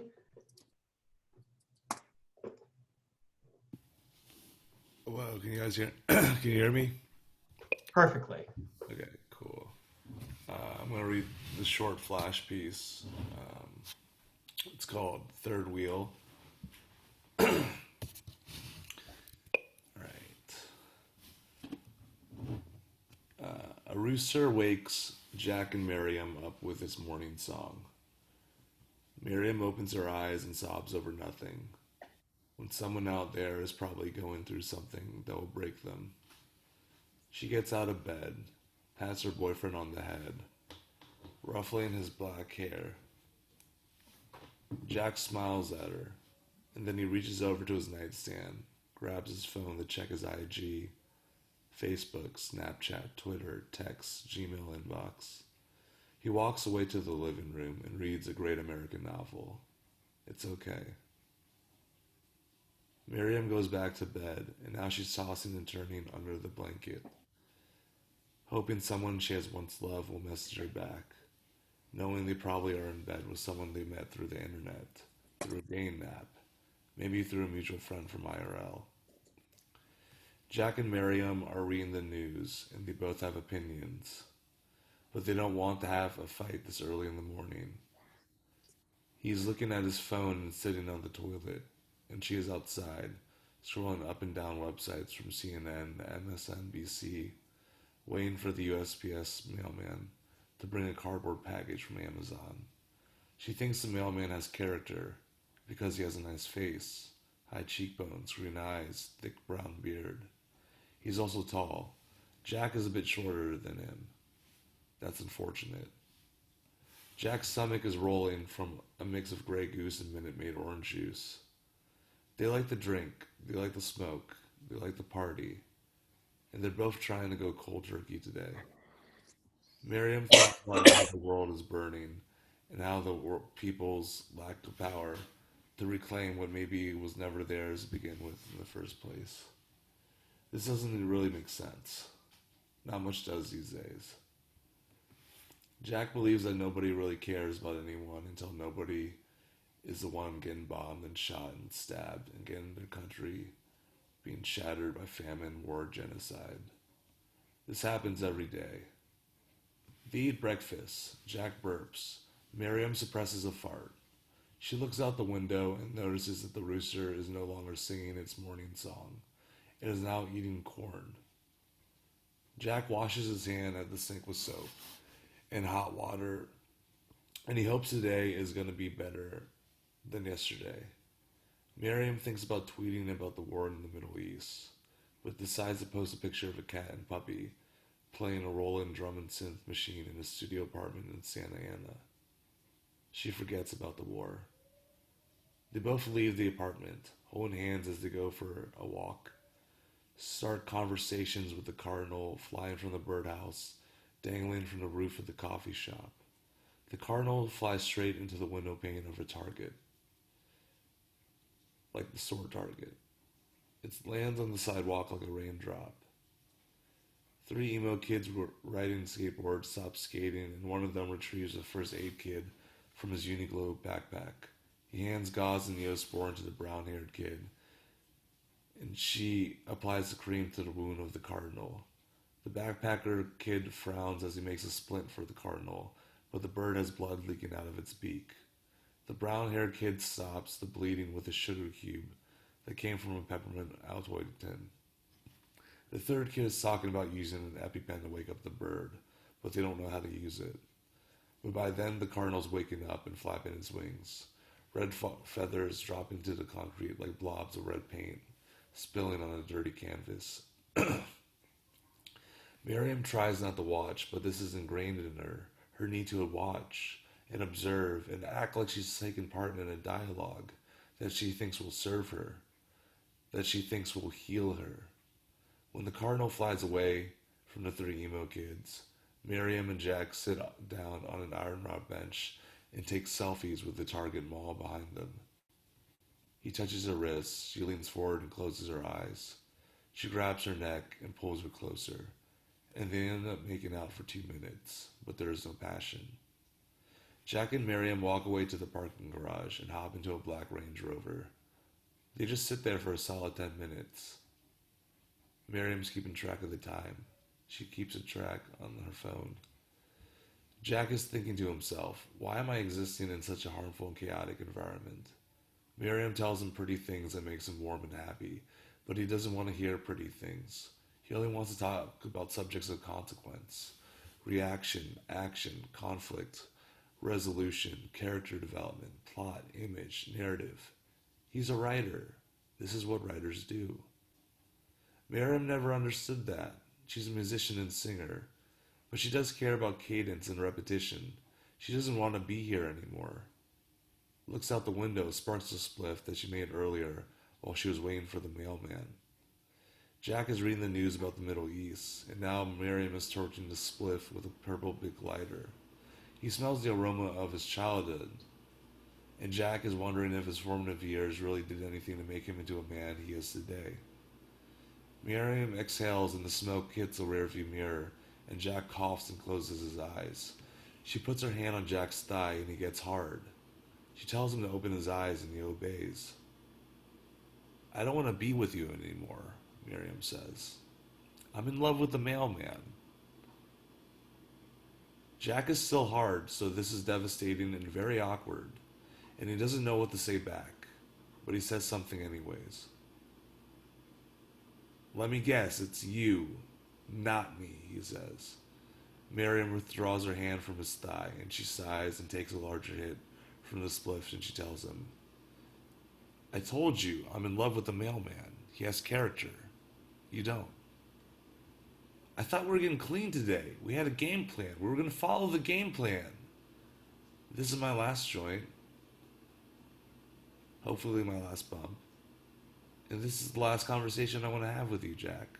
I'm sorry. It needs to happen. He gets out of the car frantically, staggering, his heart on raging. This is embarrassing. All of it is. Jack runs until he's tired, until his feet are sore, and his arms are hurting, and then he collapses on a park bench. He looks over his shoulder and stares at the tree tops. He sees a USPS truck crawling by, a cardinal is making love to a rooster, and Jack can't help but think he's a third wheel. Thanks. That was awesome, Andy. There's such a wonderful arc to this piece because it starts off so like quiet and bittersweet and seeming like this like very normal slice of modern suburban life, and then the absurdity just starts ratcheting up until you get to the end, and it goes from being, like I said, like so quiet and bittersweet to being so funny and so vicious. I don't know. It's such a great arc for a piece to have. Yeah, I'm a big fan of like Blue Velvet, like Mulholland Drive, like Yeah. Synecdoche in New York, movies like that. I've always wanted to do film, and I don't know, it's a lot cheaper to write than make films. Yeah, it is. And, I appreciate you listening. Thanks Yeah, for thank you, Andy. That was great. Thanks so much. Last up tonight, and I do mean last up tonight because we're not going to do a open mic because it's 10:30. I'm sorry. I know they're happening less and less often, but we have so many great fucking people sign up to read. But last up tonight is Rudy with another piece from his Ideal Larks collection. And let me just stick this in the chat. Yeah. Oh, okay. You got the link. Cool. So a piece is inside this little reader thing. It's like little flip book dealy, but it's on page 38. The piece is called Snip. And you can click the links inside the piece. They are clickable. Just if anybody wants to follow, it doesn't really matter. But if you do, then the links are in fact clickable. So can everybody hear me? Okay. I just changed my mic settings. Okay, cool. Snip. I deputize you, said the voice of the Lord all the time, in every direction. The flames of hell, which looked exactly like hand-carved set pieces from the Muppet Theater for some reason, were jiggered back and forth horizontally by unseen infernal forces near where Tamsin Snyder was standing. Shackled to her free arm, the one without the curved beam of pink glowing plasma jutting from the wrist, was the scoundrel Dr. Kermit Gosnell, Baron of the Baron, the third trimester warlord, the flair of Lancaster Avenue, snipper of spines. His scissors, which had tasted the marrow of umpteen infants, were now defunct, smashed by the rock of Jesus Christ, which is a really dumb analogy, Tamsin thought to herself, because Jesus beats everything anyway, especially paper. Looking at Gosnell's soft, cottony face, which must have been constructed using the lightest shade of brown velvet the creatives at the Jim Henson Company could muster, Tamsin was struck by an offhanded thought that wouldn't go away. Was Kermit Gosnell the absentee father of the rapper Drake? Wikipedia on her phone, still 5G, vital in hell, which came as no surprise to her, said no. But something else that she couldn't quite touch or scroll said yes. The address of his raided Philly clinic was, after all, 3801, which rolled off the tongue a bit like 4301, a Toronto housing complex mentioned in Drake's Pop Styles track. This sounds like some 3801 shit, Tamsin repeated over and over as she dragged Kermit, his oversized, expressive mouth still foaming and boasting and blaspheming, even now, towards the forever penitentiary, where his sinful essence would be prodded with demonic pitchforks.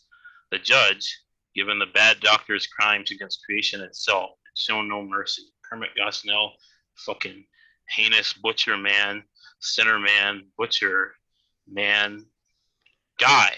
A soul as cosmically young as the soul of any man. His reprobate soul was tried as an adult. They had thrown the book of life right at the shitbird, and that was awesome.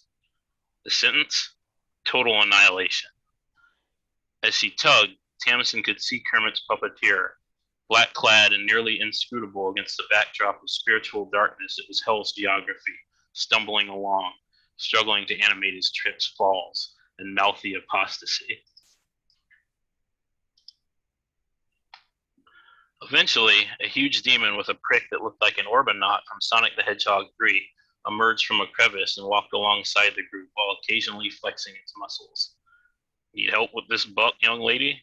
It asked in a voice of fire that was David Koresh's Shoshana interpreted through Michael Jackson, reinterpreted through Abilify Euphoria. The demon did a little jig, and its attached black men moved cotton and fleece in a set of intricate steps that entrancingly tweeted together Jim Crow-era buck dance and the gangster lean. Something about the hellspawn put Tamsin on edge. It was either the clip-clop of cloven hooves resounding into the void, or the fact that the demon was appropriating so gratuitously from African Americans with its preternatural flyness, each foot stomp a cultural jack move. She wasn't sure which. She brandished the weapon tethered to her arm, Lifesaver, which contained the pure souls of all the babies Gosnell had snuffed, and some 860,300 more. The creature howled and recoiled at the neon light of life, but still kept pace with the march towards annihilation. Soon it was a million devil man march, with all manner of imps, goatmen, and insubstantial temptations. The temptations eventually became flesh, or some close felt facsimile, and with mouths guided by their shadowy animators, began lip syncing to Just My Imagination as it played from literally everywhere. Shackled petitioners, the dogs, the idolaters, the sorcerers, shuffled along on the periphery, lending backup doo-wops. When at last they reached the frigid ninth circle of hell, Tamsin knew in her heart of hearts and remembered in her head of heads, mostly from the community college classics courses, that Satan was near.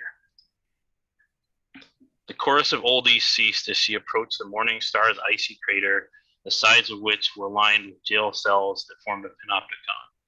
Tamsin, for a time, spoke to all three of Satan's faces, gesturing wildly with her blade.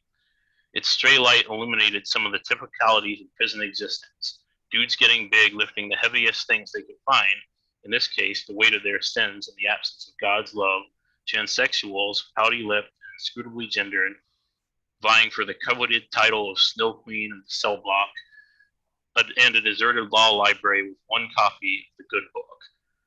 She tried to give the multicolored faces equal time and attention, even though they were all Lucifer. She wasn't about to be accused of being a racist. She just wanted to make sure her charge was punished appropriately. Gosnell, meanwhile, openly wept. Ooh, I'm gonna fuck his ass. Nigga, nigga, nigga! Give me a kiss, bitch nigga. Give me a smack, homo thug. I'd give him the same care I'd give him the same care I'd give my daughter. Giggity giggity. Ha! Oh yeah, I'll make him my daughter. Older than 15, I'm a raper. These were all the things screamed into the prison noise maelstrom as inmates held unsilent auctions for the unrepentant abortionist's parts. But the orders of the judge were clear. Kermit Gosnell's soul was too evil to live on, even in one of hell's jail cells, where he would probably be fucked up the ass every single damn day. Well, get it over with then, Satan's crimson face lisped. The preparation for soul execution was rote. Gosnell's pupils simply dilated until his body fell into their blackness, and then he was gone from sight.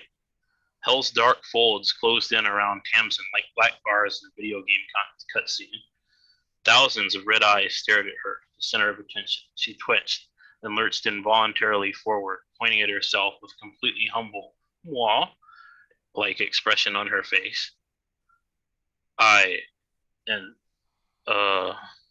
Were two things, she said. Inside her irreducibly complex mind's eye, she imagined the fear, the self-hatred, So bad it was just red abstraction level of body loathing that these women, victims rent by Gosnell's knife, must have felt. She imagined being in their bodies, and by a miracle, she was.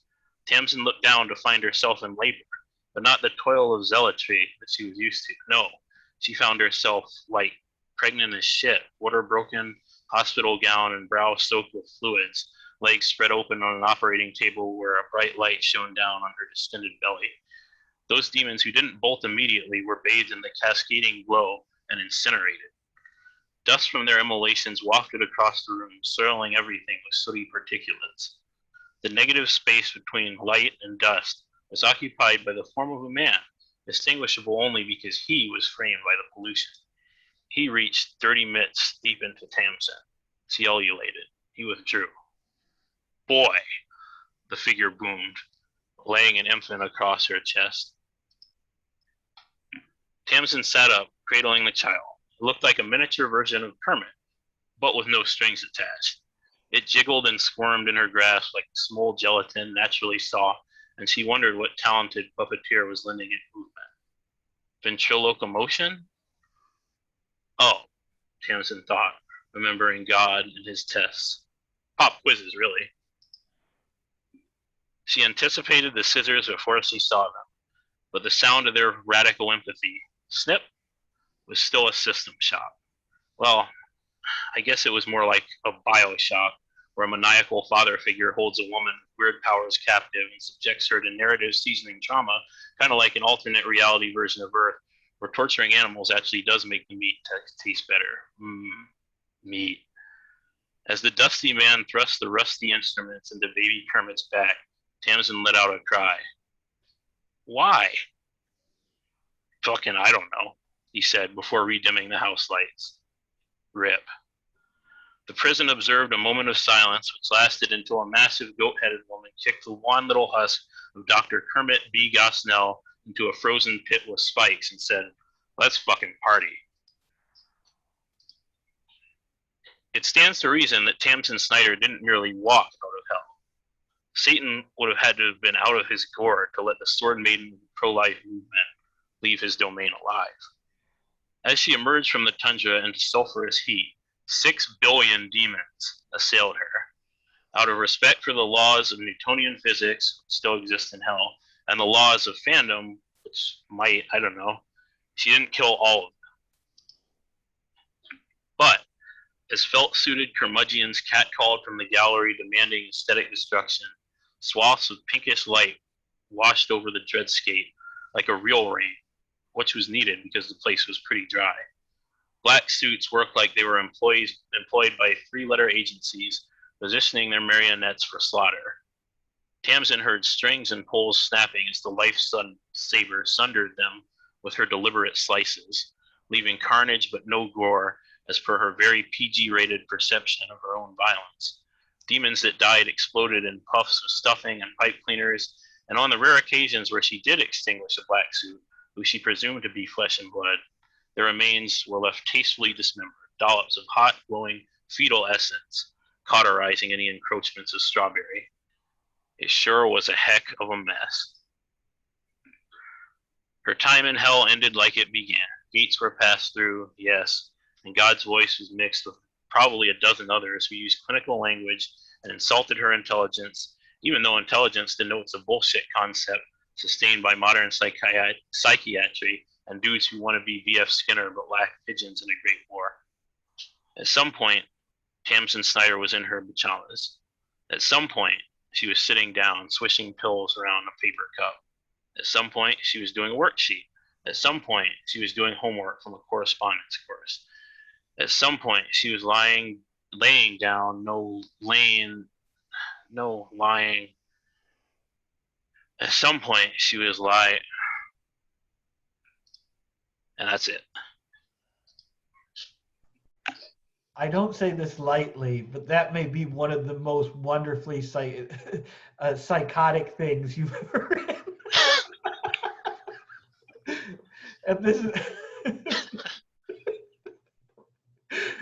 one of the most psychotic works by Rudy Johnson, who That's Do too you want to say a little more? I know you've talked to me personally about what inspired this, but I want to hear you talk a little bit about the like trope that inspired this, I guess. trope. Oh well, the Muppets. The everyone is a Muppet thing, but one person. That was the trope. So the one person in this is obviously a lifesaver, and everybody else is Muppets. So yeah. Yeah. And it's one thing was I was reading an article. Pun. Yeah, I was reading an article about Dr. Kermit Gosnell, who was this guy who he ran this abortion clinic into the ground, basically. And he did a bunch of like unethical, crazy shit. And so I was reading the article, and like the shit was just so ridiculous. I had to laugh, man. I was just like, fuck, like some of the shit. And so my dad walks by my room, and he says, "What are you laughing at? What's so funny?" I was like, "Kermit." And he's like, "Oh, like the Muppet?" I was like, "Yeah." I didn't want to really explain it. I was like, "Yeah, the Muppet," But yeah, no, that's kind of what. The back alley abortion clinic. The bus. Right. No right. worries, Dad. So that's kind of what inspired this. Yeah. Yeah. Okay.